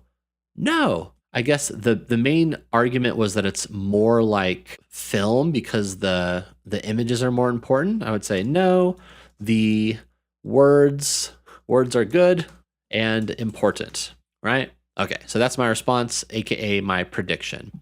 Go to my eliminate step. A, by asserting that language plays a more important role in graphic novels than the author recognizes. Yeah, that's pretty much what I said, so that sounds good. B, acknowledging the author of text 1 has identified a flaw that is common. No, I would not acknowledge anything. I am not agreeing with text 1 at all, so that doesn't work. By suggesting the storylines of certain graphic novels are more difficult to understand. No, that doesn't line up with what I said. By agreeing with the author, no. There's no agreeing. No. So yeah, choice A is going to be my answer here. All right, we've got a hard question here. So pause the video, try it on your own first with that strategy, but let's take a look. Question first, based on the texts, how would the author of text 2 respond? Okay, so text 2 is my responder that I'm going to start with to the assertion in the underlined portion of text 1.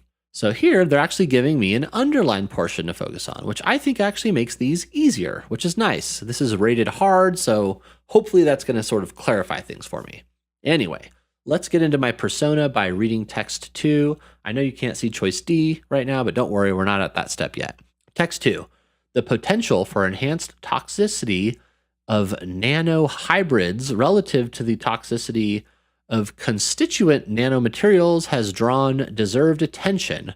but the effects of nanomaterial conjugation vary by case. Oh my God, what are we talking about right now? So I don't know what these words mean, but I can sort of just think about the stance regardless, right?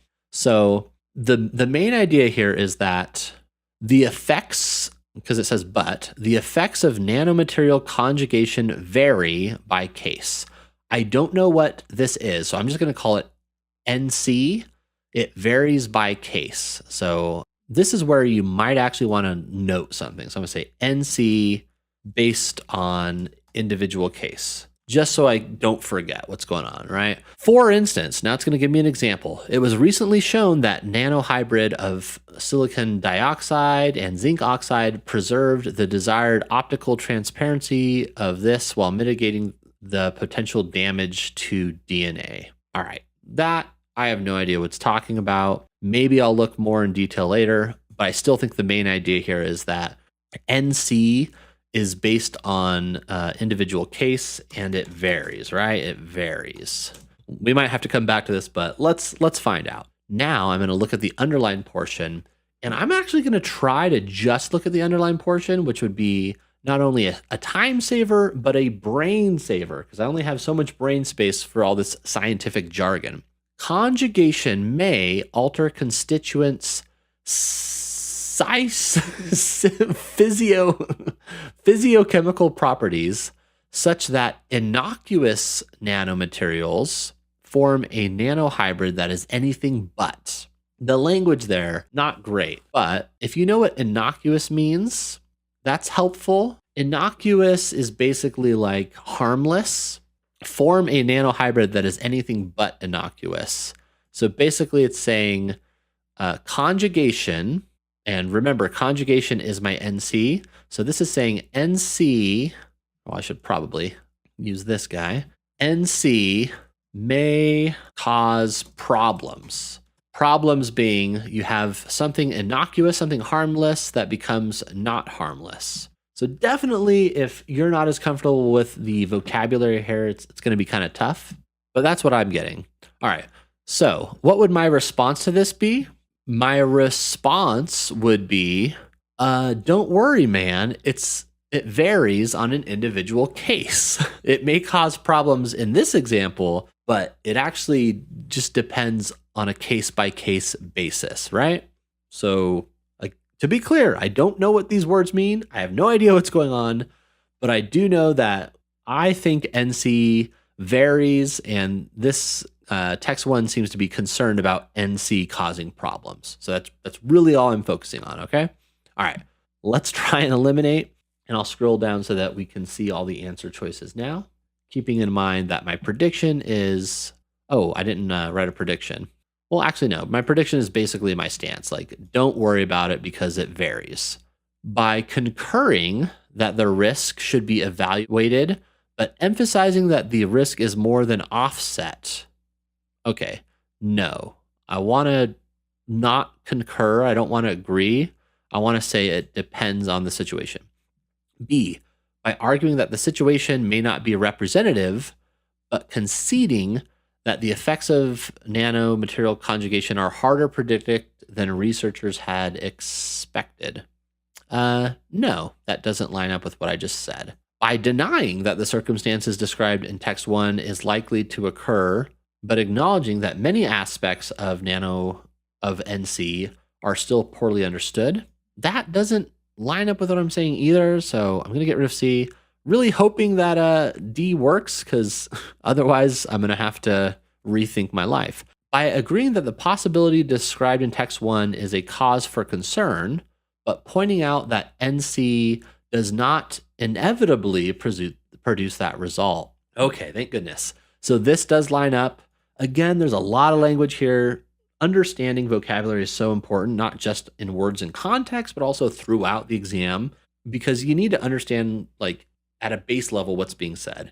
It is saying it does not inevitably produce that result. So basically it's saying that's not going to happen every time.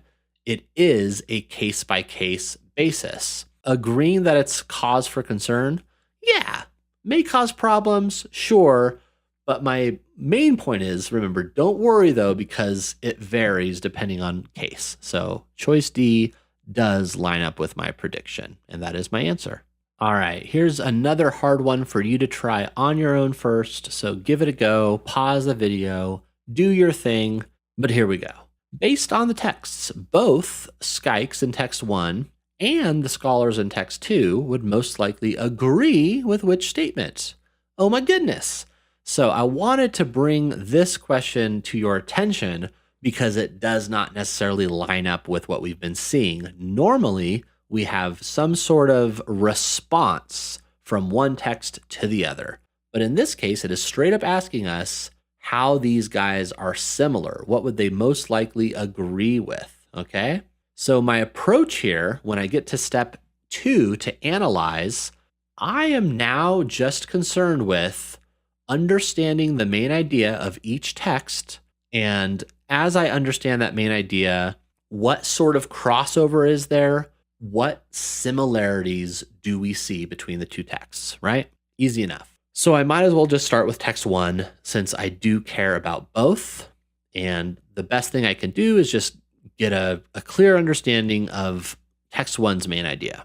So in 1816, this guy disputed claims that this book was co-authored by William Shakespeare and John Fletcher.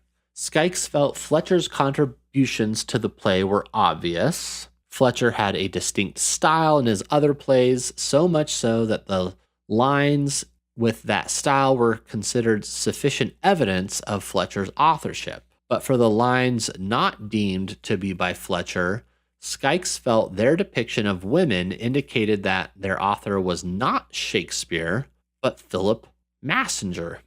Okay, so the main idea here is not, I'll say Shakespeare will just be S, not S and F for Fletcher, but F and M for Massinger.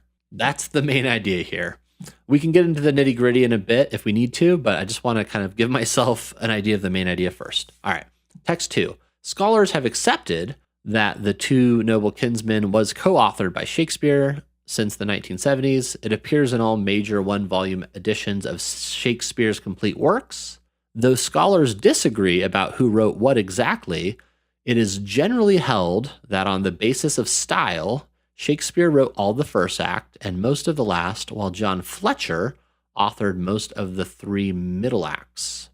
All right, so text 2 is saying it was S and F. So if we're talking about what they agree on, it would seem they both agree on F. Sorry, I can't circle that, but they agree that Fletcher was involved. So I'm going to start there and eliminate what I can. If I need to look at the details, I will. Yeah, hold on. Let me just write this down. Both agree on F, F being Fletcher. Let's eliminate. John Fletcher's writing has a unique, readily identifiable style. So that does mention Fletcher. Now, having a unique style is very clearly stated right here, had a distinct style. Text 2 also says this a little bit sneakier. It is generally held on the basis of style. So by mentioning that Fletcher authored the middle acts based on style, we're getting that text 2 would also think that he had a unique enough style to say that he wrote those parts, right? So A works for now. If we have to get into the nitty gritty, we will, but A's looking okay. B, the women characters in John Fletcher's plays are similar to the women characters in Philip Massinger's plays. M was not a common denominator. I don't want to hear anything about M. Get out of here. C, The Noble Kinsman belongs in one volume, compilations of Shakespeare's complete plays. I don't see a mention of Fletcher. I'm not interested. D, Philip Massinger. I don't care about M. I already said that. So yeah, choice A is actually my answer. Ta-da!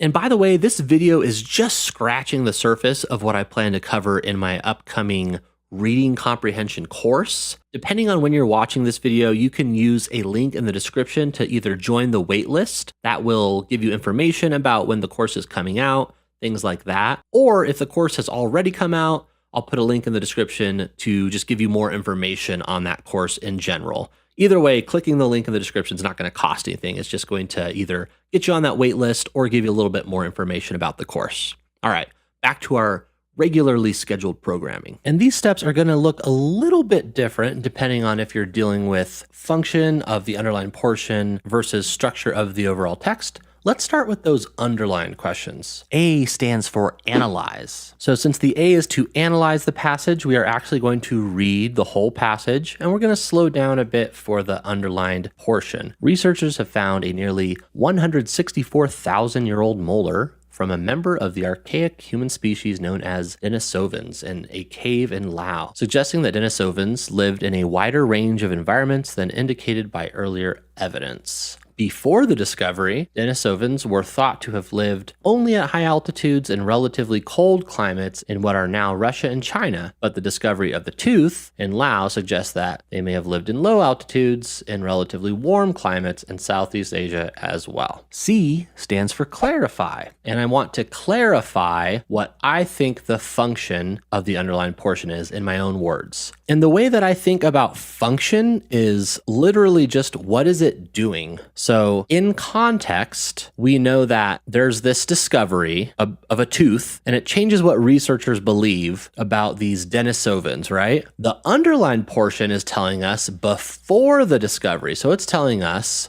what researchers used to believe. So for my clarification, I might write something like, it tells me an outdated belief. And from here, I would be good to move on to step 3, which is E. And E stands for eliminate. And the E, of course, is to eliminate answers that don't match my clarification. So I'm going to take a look. It dismisses as untrue the research presented. Okay, so that's not what I said. It defines a term used in the description that follows in the rest of the sentence. No. It emphasizes the main goal of the research. No. It provides context that clarifies the significance of the information that follows in the rest of the sentence. Okay, so here's what you need to look out for. Your clarification, what you decide to say is the function, might not perfectly match up with the answer because there might be a couple of ways of looking at it, or there just might be more than one function. But I do see the connection here. By telling me about the outdated belief, it does give me context to clarify how significant the tooth was, because I know before the tooth, they believed something different. So my answer is D. Let's try a medium one, and I want you to go ahead and use that ACE method and try this on your own first, but let's go ahead and get into it. So A, analyze. I'm going to read the whole passage. Following is a text from Herman Melville's 1854 novel, The Lightning Rod Man. The stranger stood in the exact middle of the cottage where he had first planted himself. His singularity impelled a closer scrutiny. And I might stop there and sort of think about scrutiny for a second, because we know that if you're under scrutiny, you're being judged. But in this case, it seems to mean something a little bit different. I would say it means, to pay close attention, something like that. And then it goes on to say, a lean, gloomy figure, hair dark and lank, mattedly streaked over his brow. And I would actually stop there because I feel like I already know what the underlined portion is doing for me. It's giving me the reason why we decided to pay close attention. So I'm just going to take this note and say the reason. So the reason to pay close attention, and I guess we could say that reason was his singularity. And in this case, it seems like singularity sort of means like his specialness, his uniqueness, right? Okay, so I've done my analyze, I've done my clarify. I'm going to move on to eliminate. A says, it elaborates on the previous sentence's description. No, we get a description after. It introduces the setting that is described in the sentences that follow. No, it describes the man. It establishes a contrast. No, it sets up the character description presented in the sentences that follow. Yes, the reason to pay close attention, the reason that we get this description from the narrator's point of view, our answer is D. All right, we've got a hard one here. Same deal. I want you to pause the video, try it on your own first. But let's analyze. In Jane Austen's novel Mansfield Park, an almost imperceptible smile from potential suitor Henry Crawford causes the protagonist, Fanny Price, to blush. Her embarrassment grows when she suspects that he is aware of it. This moment, in which Fanny not only infers Henry's mental state through his gestures, but also infers that he is drawing inferences about her mental state, illustrates what literary scholar George Butte calls deep intersubjectivity, a technique for representing interactions between da-da-da-da-da-da. Okay, I'm stopping there because I feel like I already know what's going on with the underlined portion. It's giving us an example of this inter whatever, right? So I'm going to say gives an example of the inter whatever. And let's eliminate. It states a claim about Austen's skill. It does not. It advances an interpretation of an Austen protagonist. No. It describes a reoccurring theme in Austen's novels that is the focus of a literary scholar's analysis, summarized in the following sentence. Is the inter whatever a theme? I don't know if I would use theme. It says a technique, so I'm looking more along the lines of technique. I'll hold on to C for now, just in case. D, it provides a synopsis of an interaction. So that's just a fancy way of saying a scene, which could work with example. In an Austen novel that illustrates, okay, since it illustrates, it means it is an example. Something that illustrates something is an example of something. A literary concept. Concept, technique. That is the connection I was looking for. D. And I've actually got a bonus tip for you, which is to boop that like button for me. All right, let's talk about what ACE looks like when we have these overall structure questions. So we still use ACE. The first step is still to analyze, but as we analyze, instead of focusing on an underlined portion, we are trying to focus on what are the different sections of this piece of text. And then when we clarify, we're going to clarify what those sections are. So many films from the early 1900s have been lost. These losses include several films by the first wave of Black women filmmakers. We know about these lost movies only for small pieces of evidence. For example, an advertisement for this. There's a reference in a magazine for this. Da-da-da-da-da-da. All right, so I'm kind of stopping there because I feel like I know what's going on. I would say to clarify, we get lost films, and then we get evidence of lost films. Those seem to be the two sections. I don't feel like there's more than two. And same thing, the last step is eliminate, and that one doesn't really change at all. We're just comparing it to our sections rather than comparing it to what we think the function is, right? The text identifies a complex problem, then presents examples of unsuccessful attempts to solve the problem. No. The text summarizes a debate. No. The text describes a general situation and then illustrates that situation with specific examples. All right, this is what I hate about the overall structure questions. They're so vague in the answer choices sometimes. Now, this is what I said, right? We have lost films and we have evidence of lost films. Notice how this is actually going to line up with C. A general situation, super vague, but lost films is a general situation, and then illustrates that situation with specific examples, evidence, examples, illustrates. So that lines up, and that's probably going to be my answer. Just keep this in mind that your version of the parts of the text is probably going to be more specific than the actual answer. So look for those really vague connections. Let's just double check. D, the text discusses several notable individuals. No, it does not do that first. And order matters too. Like, even though it does talk about a couple people, it's going to be in order. So we need to say what happens first, what happens next, what happens last, or in this case, what happens first, and then what happens after that. So C is our answer.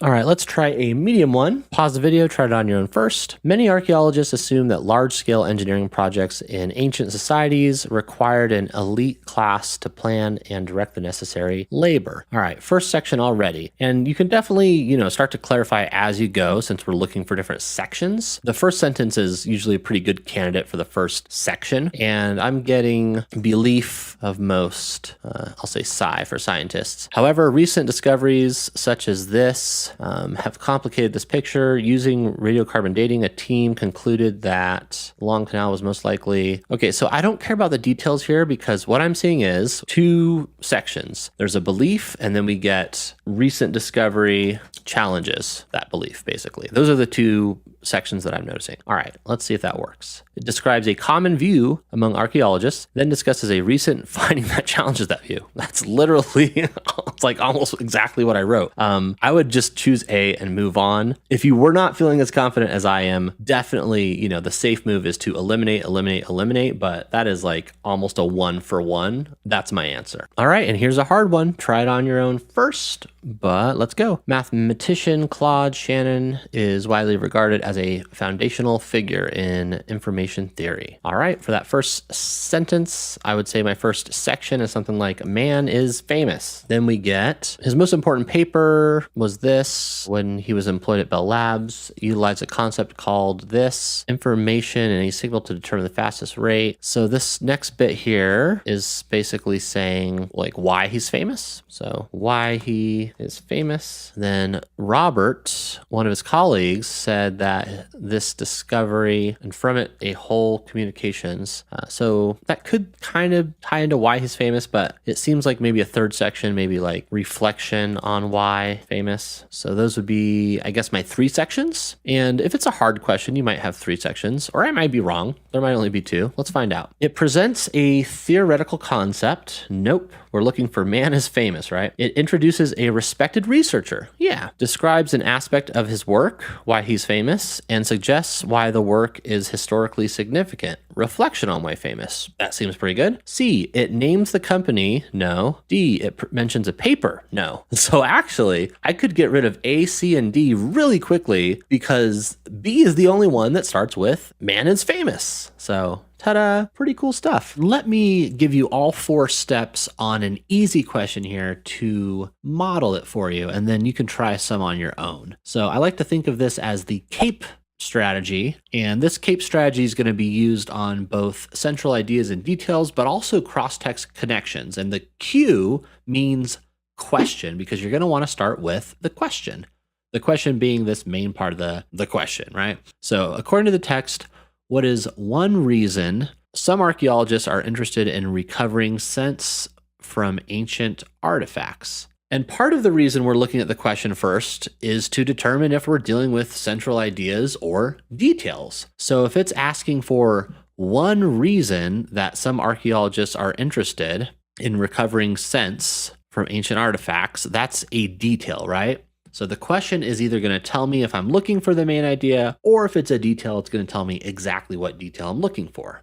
The A in CAPE stands for analyze, and we're going to analyze the passage either looking for that main idea or looking for that specified detail. If it's a detail, we might get away with not reading the whole passage. So let's take a look here. I'm looking for archaeologists being interested, right? And just kind of scanning and skimming through, which I like to do if I can, I see growing interest to archaeologists, so that lines up with interest, who hope, that would be a reason, hope to use it to better understand ancient rituals, trade, social hierarchies, and medicine. So that seems to be the reason that some archaeologists are interested. So that's what I'm focusing on here. The P in CAPE is predict, and we're going to predict our answer. Based on what I underlined, that underlined portion could sort of serve as my prediction, but if you put it in your own words, you're more likely to have a better understanding of what's going on in general. So if I put this in my own words, I might say something like, to understand rituals, trade, social hierarchies, medicine. That's like basically just culture, right? To understand, I'll say the old culture, right? So that'll be my prediction.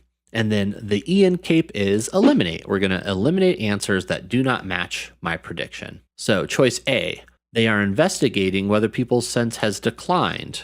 That doesn't line up at all with what I just said. So goodbye A. They believe sense could illuminate important aspects of ancient life. Illuminate, understand, ancient life, old, aspects, lines up with culture, right? So B totally works.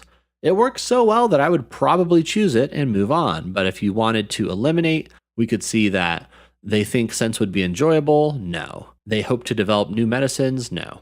So that is the CAPE strategy for central ideas and details. Let's look at another easy question. This time we're going to look at one that has a main idea. And I have great confidence in you and I believe in you. So I want you to try this one on your own first using that CAPE strategy.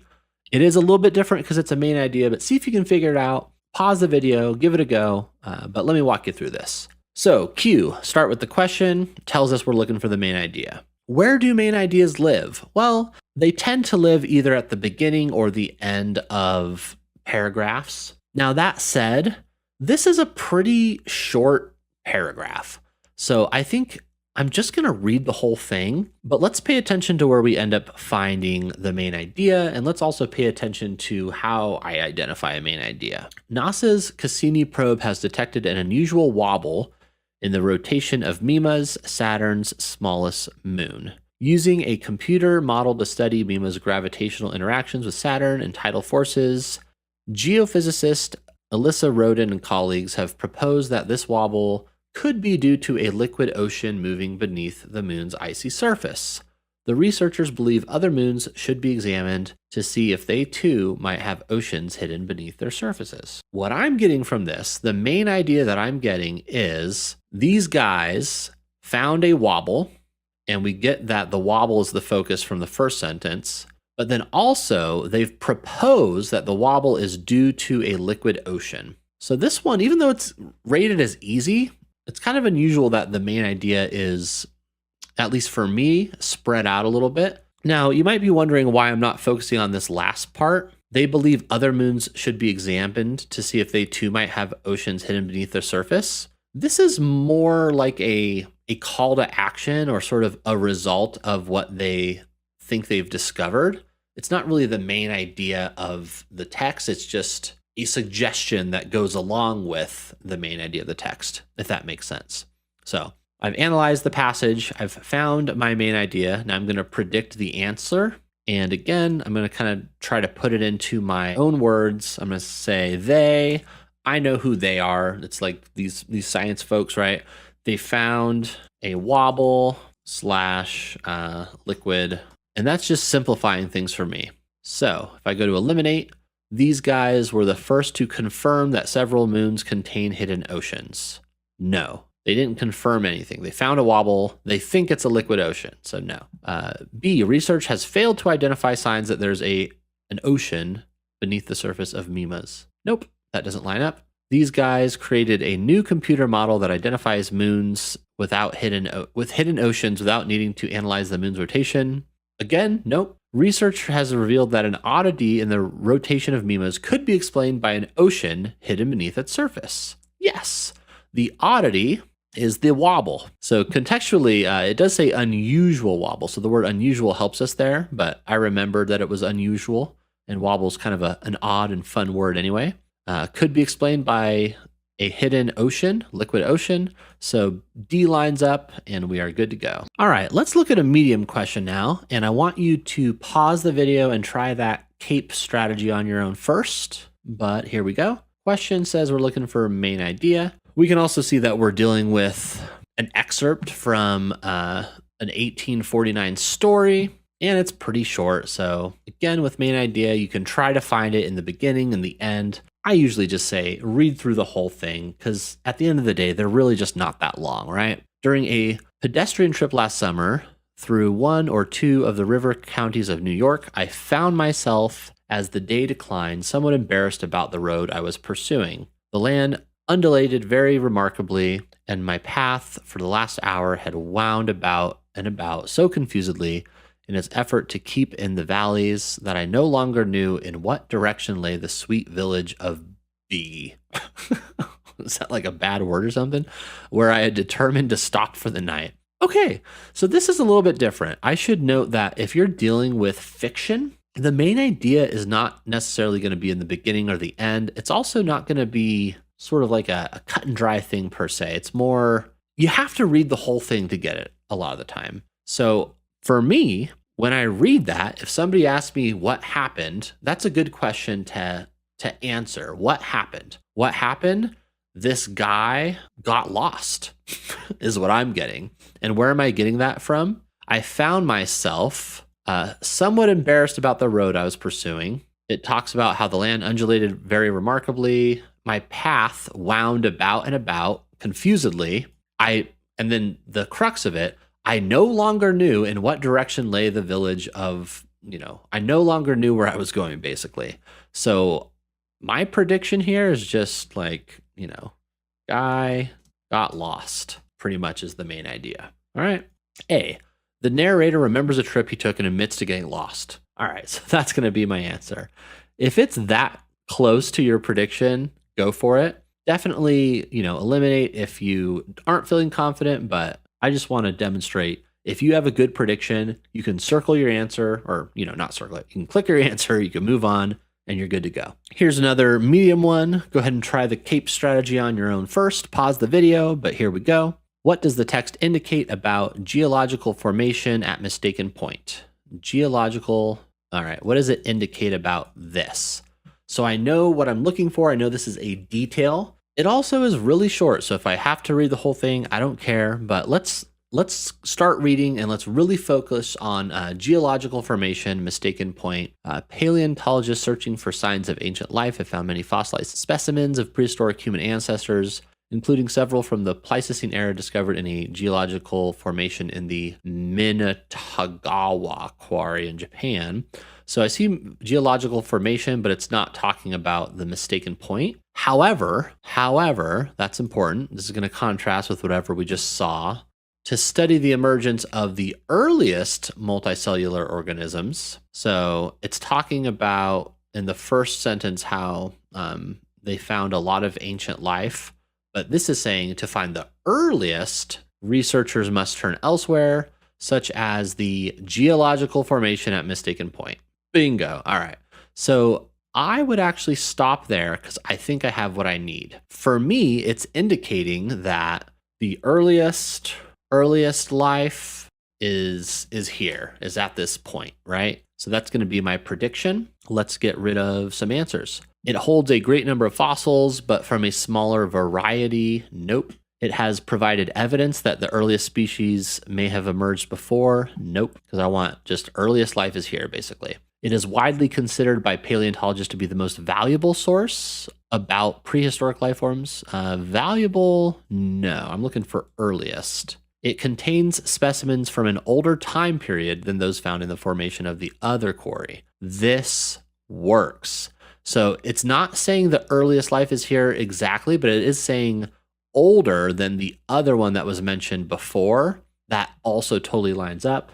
So my prediction here wasn't perfect, but it still led me to the right answer. So choice D is my answer. All right, we got a hard question here. Try it on your own first. Pause the video, but here we go. This time it's asking for main idea. So let's get into it. For centuries, the widespread acknowledgement of the involvement of the cerebellum, and I'm going to just ignore this because it's kind of non-essential information between two dashes, in coordinating motor control in humans has hindered recognition of other possible functions of the structure. So acknowledgement of this structure in motor control. So I'm going to say acknowledgement in motor control. And the reason that I'm kind of slowing myself down here is because this is very scientific and I want to make sure I understand what's going on because of the jargon. Whereas some of these simpler texts, I feel like I can kind of just brush through it. Has hindered recognition of other possible functions. So that's what I'm focusing on so far. Neuroscience research from the last 2 decades now suggests, so this is telling me we're about to see what the change is, that the cerebellum regulates emotion and social behavior. And recent research by these guys has identified a pathway connecting it to a center for motivation and reward. All right.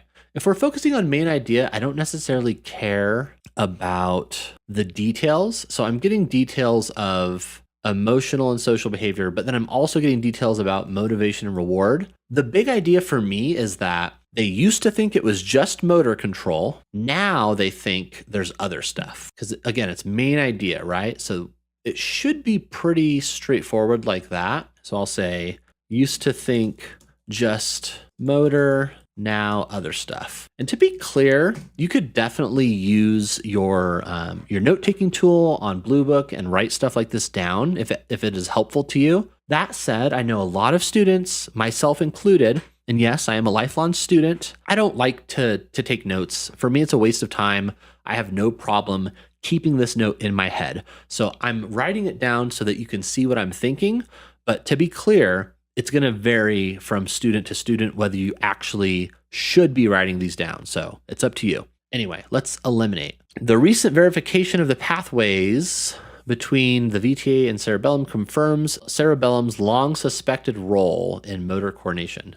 No. It said that they've known forever that it has to do with motor control. So A is out. B, recent advances in the field have challenged widely accepted claims about the function of a pathway connecting. Okay, so this one might be tempting because it says challenged, and we know that something is being challenged, but it says challenged claims about the function of a pathway. That's not exactly what I wrote. I said we used to think just motor, now other stuff.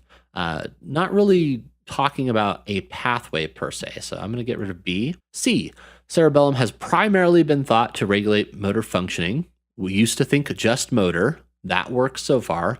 But in recent years, neuroscience researchers have been uncovering additional functions. Additional functions, now other stuff. See how beautiful that is? So I'm pretty confident C is my answer. So confident that I'm going to circle it before I eliminate D, but let's just eliminate D real quick. Technological limitations have historically hindered the study of the cerebellum. All right, I mean, straight up, that first part, no, that doesn't work at all. So D is out.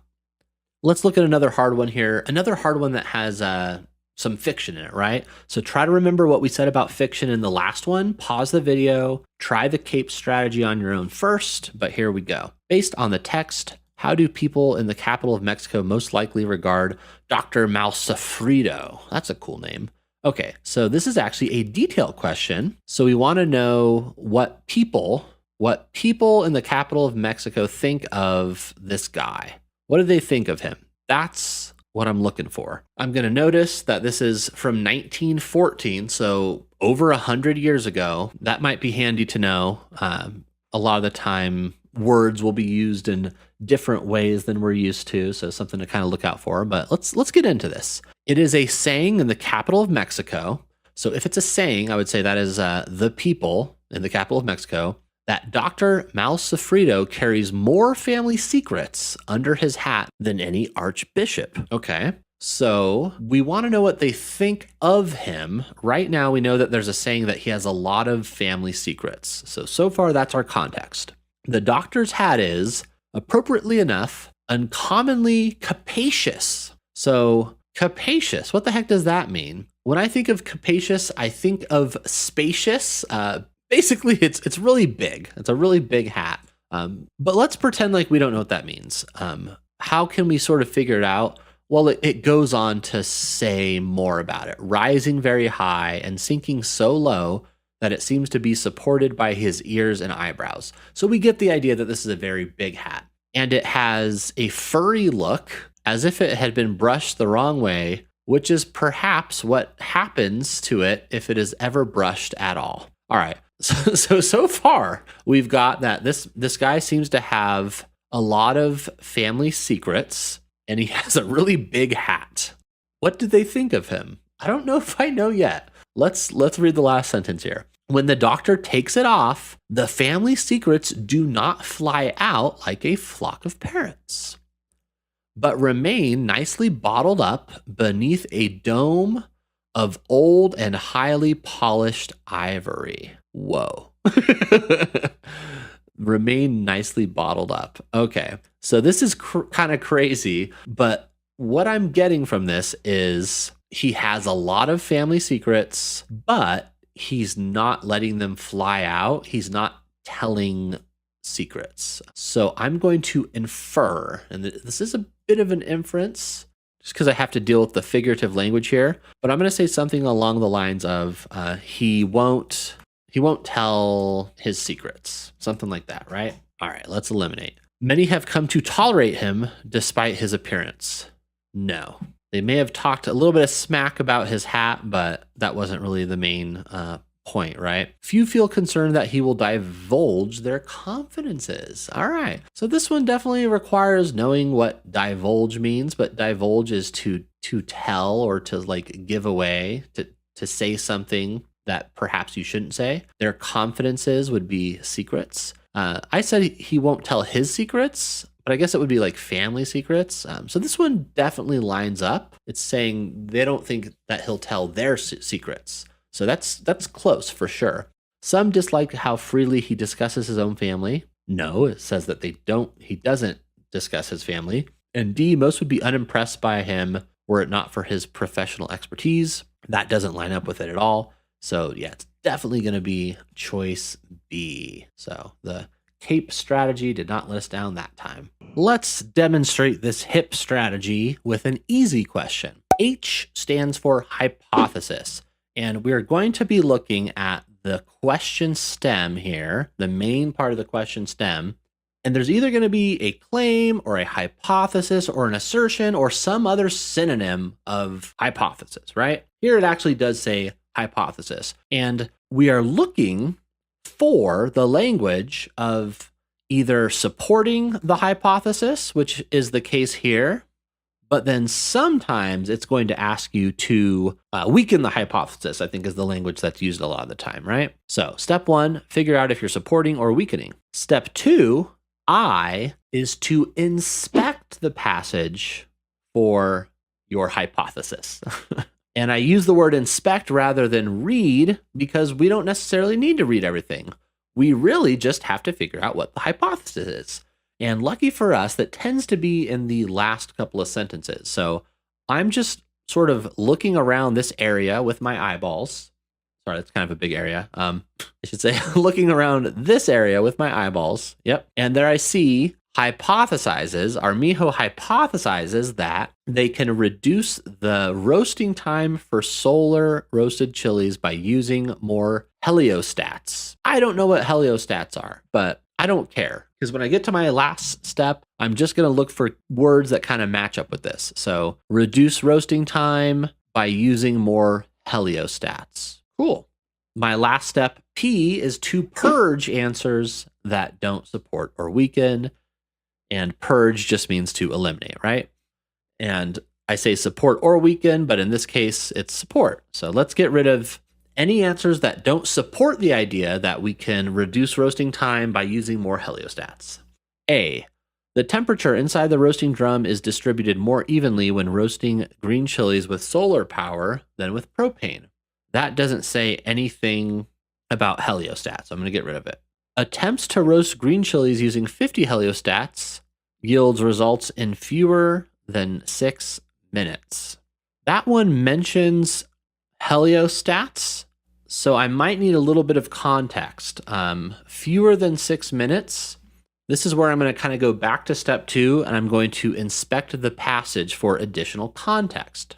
And specifically, I'm looking for a mention of minutes. And right near the end there, it actually says, while the fastest solar roasted green chilies took 6 minutes, batches using propane took only 4. So if the fastest solar roasted chili took 6 minutes, then using these heliostats, making it fewer than 6 minutes, would actually reduce roasting time. So B's looking pretty good to me.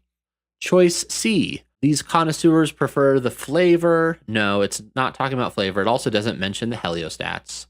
D, the skins are easier to pill. No, it's not mentioning the heliostats. So then, yep, my choice B is my answer. So that is the HIP strategy. Hypothesis, inspect, purge. Let's try this with a medium question now. Round 2. All right. I want you to pause the video and try this one on your own first to get some practice. But here we go. First, hypothesis. Do we want to support or weaken?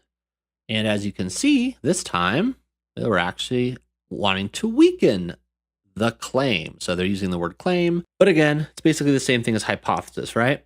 So step 2, we're going to inspect the passage, looking for that hypothesis. And at the end there, sure enough, according to the archaeologists, this suggests is saying that there's a claim here, right? The notches were all made at one time by one individual as a means of counting something. So all at one time by one individual as a means of counting something. I'm guessing I might need a little bit more context, but let's see if we can get rid of anything just right off the bat. Parallel lines are a common feature in modern humans' early systems for recording numerical information. Just from that first answer alone, I'm thinking I'm going to need a little bit more context. So I'm going to go ahead and just read through the rest of the passage real quick. This is totally something that you can skip over on the easier questions, but this one, I don't think that's going to be the case. In the 1970s, a roughly 60,000-year-old piece of hyena bone marked with 9 notches were discovered. Okay, so it's telling us about where these notches are coming from. Although many believe that only modern humans developed systems for notating numbers, one archaeologist asserts that this artifact may be a sign that Neanderthals also recorded numerical information. The notches on the bone are unevenly spaced, but approximately parallel, and the microscopic analysis reveals that they were made with a single stone tool. Okay, so that gives me a little bit more context. Parallel lines are a common feature in modern humans' early systems of recording numerical information. That would support the claim because it says that they were approximately parallel. So then if parallel lines are common in recording numerical information, that would be in line with it being a means of counting something. So you notice I had one time, one individual counting something. If it supports any of those three, I'm going to get rid of it because I want to weaken it, remember. More than 9 approximately parallel notches made with a different stone tool are present on another artifact found at the site in Western France. So this also seems like it would be supporting it. We have a different artifact, but we have more parallel notches with a different tool. It seems like it would just be like another person. So that's sort of, I don't even know if it's supporting it, but it's definitely not weakening it, right? It would have taken careful effort to make evenly spaced lines on bone with the stone tools typically used by Neanderthals. That kind of seems to weaken it because if it were one person at one time, you would think that would be a really long time. How many notches did they say there were? 9 notches. Yeah, so if it's hard to do, then maybe one person wouldn't do it. So C kind of seems to work. Let me see what D says. Decorative art discovered at another site primarily features patterns of unevenly spaced parallel lines. Interesting. Okay. So now this would sort of speak to an alternative of it being used for counting something, right? Now we do want to most directly weaken it. So D is saying that these same types of lines are being used not for counting something, but for decorative art. Whereas C is saying it would have taken careful effort. Now, I was sort of inferring that careful effort, you might not want to have one individual doing it for, at one time, but that's sort of a stretch. The most direct weakening is straight up giving us an alternative, which is this decorative art. So choice D is going to be my answer. Round 3. All right, let's try our HIP strategy on a hard question. And you're going to notice this one's a bit different. It's obviously not science. In fact, we have a very short amount of text to start with, and then our answers are quotes from a novel. So try this on your own first, but let's see if we can use the HIP strategy anyway. Here, for our hypothesis, it says illustrates the claim. So illustrates basically means it agrees, it supports. So we want to support our hypothesis. In this case, they're calling it a claim. And as far as inspecting goes, we don't really have to inspect much. It tells us that we're going to have quotes from a novel. And here it says in the novel, and then this is basically our claim. So the author's portrayal of Dr. Prouty underscores the character's exaggerated sense of his own abilities. And that is the key claim here. We want a quote that shows exaggerated sense of his own abilities. All right. So let's eliminate anything that we don't think is giving us that. Choice A. It must not be taken as proved that Dr. Prouty was a man of great mental powers or even of much capacity for business. Such qualities had not been required in him. All right, so that doesn't really give us Dr. Prouty's perspective, so that can't show an exaggerated sense of his own abilities. So A is out. B, Dr. Prouty was comparatively young and had, as he fondly flattered himself, been selected as possessing such gifts, natural and acquired, as must be sure to recommend him to a yet higher notice. So some of the language here is a bit confusing, like to a yet higher notice. I've never used that phrase in my life. You can kind of infer that it means like a higher position or something like that. What I am seeing is as he fondly flattered himself, been selected as possessing such gifts, natural and acquired. So basically, he is flattering himself. He has a very high sense of his own abilities, his abilities being his gifts, natural and acquired. So that seems like a good candidate. I'm going to keep B for now. C says, Dr. Prouty's resilience in the metropolis rendered necessary by duties thus entrusted to him, his high connections, and the peculiar talents and nature of the man recommended him to persons in power. Somebody thinks highly of him, but this is not giving us his perspective. So because of that, it's not even an option. And then D, Dr. Prouty was certainly possessed of sufficient tact to answer the purpose for which he was required. So that one, again, this actually ended up being really easy because B is the only answer that gives us his perspective as he fondly flattered himself. So B has to be our answer here.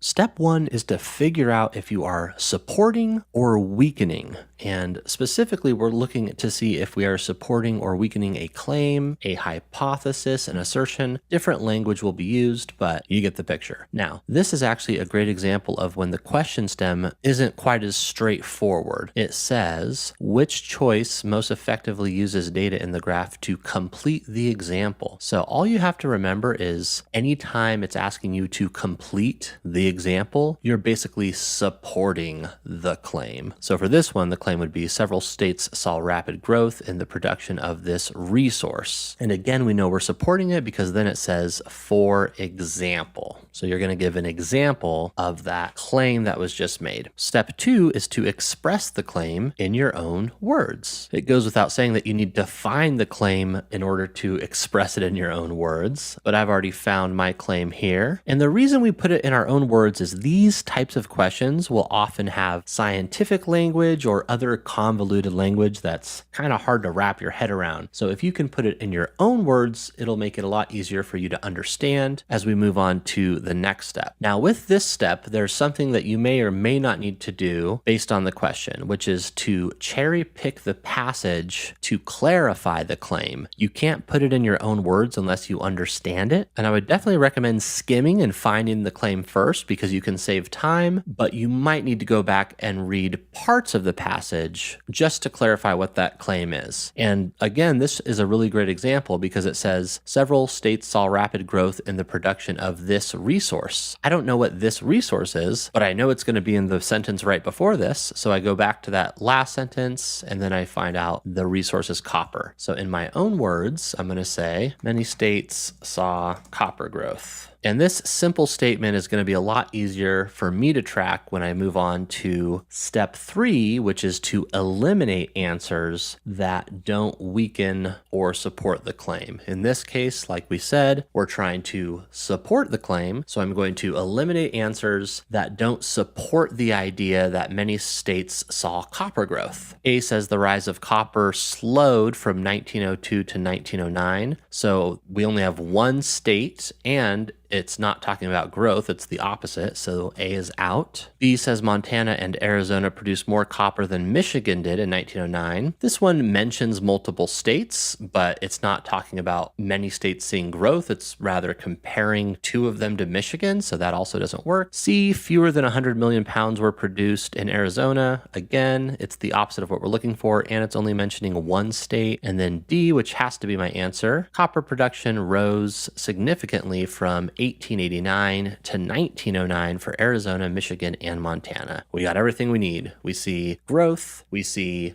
several states. And I know what you're thinking. What about the L? So L is a very optional step that you're usually not going to need. So really, most of the time, it's going to be phi versus graphs, right? But the L is to look at the graph or table to decide among the remaining options. This is why I made the graph so small in the corner here, because I knew we weren't probably not going to need to look at it. But what happens is, as you eliminate, if you end up with more than one answer that supports or weakens the claim, that's when you need to look at the graph to see which answer is actually untrue. We'll see that in a later question, but for now, let's move on to a medium question and see if we can feel our way through that one. Round 2. All right, here's the medium question. If you want to pause the video and go ahead and try it on your own first, you should be able to see everything right there. But for my purposes, I'm actually going to say goodbye to this graph because, again, I'm thinking we're probably not going to need it. Step 1, I need to figure out if I am supporting or weakening the claim. We can see here that I am supporting the claim. Now I need to express the claim in my own words. And this is not super long, but again, I'm going to skim. I see the word claim. Claims in the US, amount of energy generated per newly installed turbine increased substantially. Okay, increased substantially between 2011 and 2021. All right, and I might need to underline more words here. These are just kind of the keywords that I'm focusing on, but as I look through the answers, if I find that it's important that I'm talking about the United States because the answer choices mention other countries, or if there's something other than newly installed turbine, maybe I'd go back and clarify, but for right now, this is what I'm focusing on. So in my own words, I'm going to say energy per new turbine, and I'm not mentioning the 2011 to 2021 here because I'm guessing that's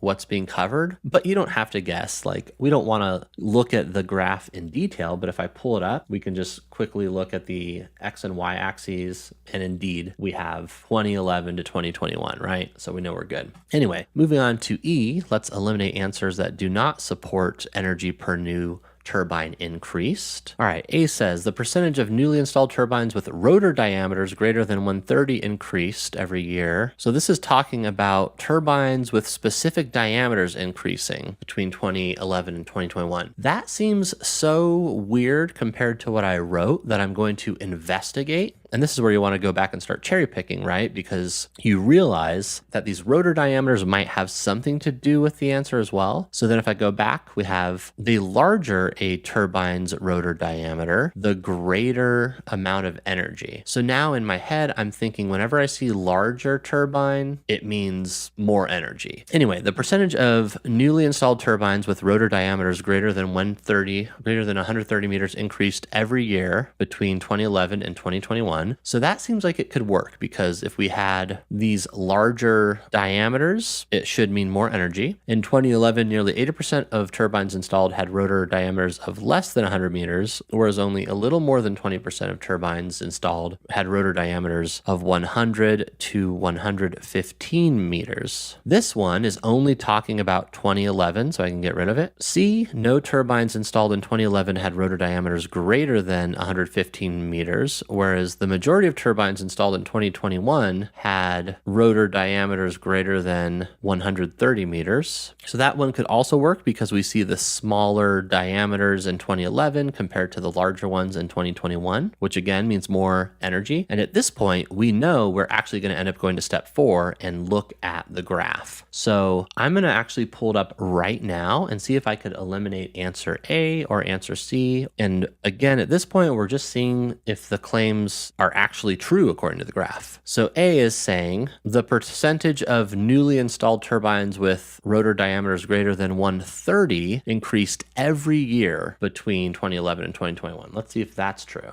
And remember, it said greater than 130 meters. So we're looking at this triangle, and immediately we can see it did not increase every year. It remained pretty stagnant until 2018. So we can get rid of A now. And then C, no turbines installed in 2011 had rotor diameters greater than 115, whereas the majority of turbines installed in 2021 had a rotor diameters greater than 130 meters. All right, let's see if that's true. So the first claim was that that no turbines from 2011 had greater than 115 meters. If we go to 2011, that is true because we have 100 to 115 meters, so not greater than 115. And then here we have less than 100 meters, also not greater than 115. So the first part of that is true. And then the second part said the majority in 2021 had diameters greater than 130. Remember, that's our triangle. And if we look, that is not the majority. The majority is going to be this star guy here, which is 115 to 130. So we can get rid of C. And by default, our answer is going to be D, but let's just go ahead and double check. It says most turbines in 2011 had rotor diameters less than 100 meters. If we go here, we can see that that's true. Again, our majority is this square. The square is indeed less than 100 meters. The second claim was turbines in 2021 had root diameters of at least 115. Looking at our graph, that is also true. We can see that less than 100 meters has dropped to 0, and we barely have any of these guys that are under 115. So indeed, like it's saying, most turbines in 2021 had rotor diameters of at least 115 meters. So right there, really good example of when you do need to use the L in feel. All right, let's see if we can feel our way through a hard question. Round 3. All right, here's the hard question. If you wanted to go ahead and try to do it on your own first, pause the video, but let's get into the strategy. I'm going to say goodbye to this graph and get started with figuring out if I'm supposed to support or weaken the hypothesis. And we have our first example of weakening the hypothesis. So then what is the hypothesis? I'm going to work backwards because the hypothesis does tend to be towards the end. In this case, I'm skimming, and it actually breaks that rule. It comes in the second sentence. Hypothesize, municipalities are much more likely to respond. All right, so more likely respond to firms and offer incentives if expansions can be announced in time to benefit local elected officials than if they can't. All right, so moving on to expressing things in my own words, I'm going to say announced on time means more response and incentives. So this one, I'm really just honing in on some of the key words there. And if I need to clarify once I start reading the answer choices, then I'll clarify, but let's see if this works for now. Okay. Going on to eliminate. A large majority that received an inquiry mentioning plans for an announcement before the next election didn't respond. Okay, so we have before the next election, which we can infer is, on time. So A would work to weaken the hypothesis because if they didn't respond to the inquiry, then that would go against more responses for announcing on time. However, it doesn't mention anything about incentives. It only mentions responding. So we're going to get rid of A for that reason. B says the proportion that responded or offered incentives, so this time we have both, responded or offered incentives, didn't substantially differ across announcement timing conditions. Okay, so that's straight up saying it didn't matter if they announced on time. The inquiries and incentives had no correlation with that. So that actually matches, again, if we're trying to weaken that hypothesis. So I'm going to keep B. C says only around half that responded offered incentives. This one is tricky because it's mentioning response and it's mentioning incentives and it's talking about on time. However, this is not showing us that they were less likely to respond or offer incentives in general if they got the announcement in time. It's taking a subset. It's saying of those who responded. So it is not directly matching that hypothesis and weakening it like we want. And then finally, D, of those who received an inquiry mentioning plans for an announcement date after. Okay, so this one would be like not on time. More than 1,200 didn't respond and only 100 offered incentives. So this is the opposite of what we're looking for. This would support the idea. It's saying if you're late, you get fewer responses, you get fewer incentives. So D is out and B is going to be our answer. And pretty cool thing, even though that was the hard question, we didn't have to look at the graph. I love lamp. I love lamp. Round 1.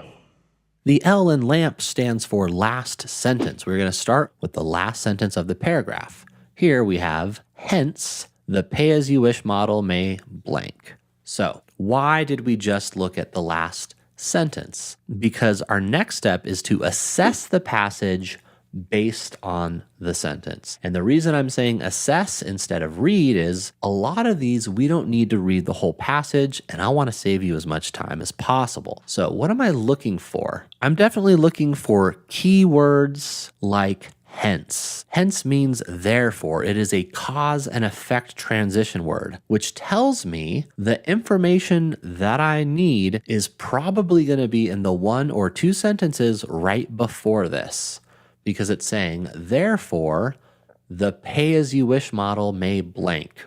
This sentence is starting with but, so I do want to go back one more sentence possibly. We get only about 1% opted to pay for the album, resulting in earnings below expectations. But they also discuss this other guy who saw significant earnings from Pay As You Wish. So just from that, I'm seeing we've got one person who made less money because of Pay As You Wish, and we've got another person who made more. So the Pay As You Wish model may, and now I'm going to do the M in LAMP, which is make a prediction. I'm going to make a prediction that the Pay As You Wish model might help you make more money, or it might cause you to not make as much money. That seems to be what's happening here, right? And then finally, the P is going to be to purge answers that do not match your prediction. There's a little vocabulary word for you. Let's go ahead and do that last step. So A, prove financial success for some musicians, but disappointing for others. That's literally what I just said, so that's probably my answer. B, hold greater financial appeal for bands than, nope. C, cause most musicians who use the model to lower the suggested price. Nope. D, more strongly reflect differences in certain. Nope. Yeah, so just like that, using the LAMP method, I've gotten one correct answer. Now, this was an easy question, but let's move on to a medium question and see how the strategy holds up. Round 2. All right, definitely pause the video, see if you can do this one on your own first, using that LAMP method, of course, but let's go ahead and get into it. So our last sentence, pretty long one here, is going to start from however. However, a group of researchers recently reviewed hundreds of food-related paintings that found lemons, which could only be acquired in the Netherlands, feature in Dutch paintings more than 3 times as frequently as dairy products do, thereby casting doubt on the idea that blank. Okay, keyword here is however, so I do need to go back and at least look at the sentence before. Some art historians, noting that dairy products were a major component in the Dutch diet, interpret these depictions as reflections of everyday Dutch eating habits. This one also says these depictions, so I know I'm going to go backwards again. What depictions? Tables filled with large wheels of cheese or carved shards of butter. Okay, so now I have a pretty good understanding.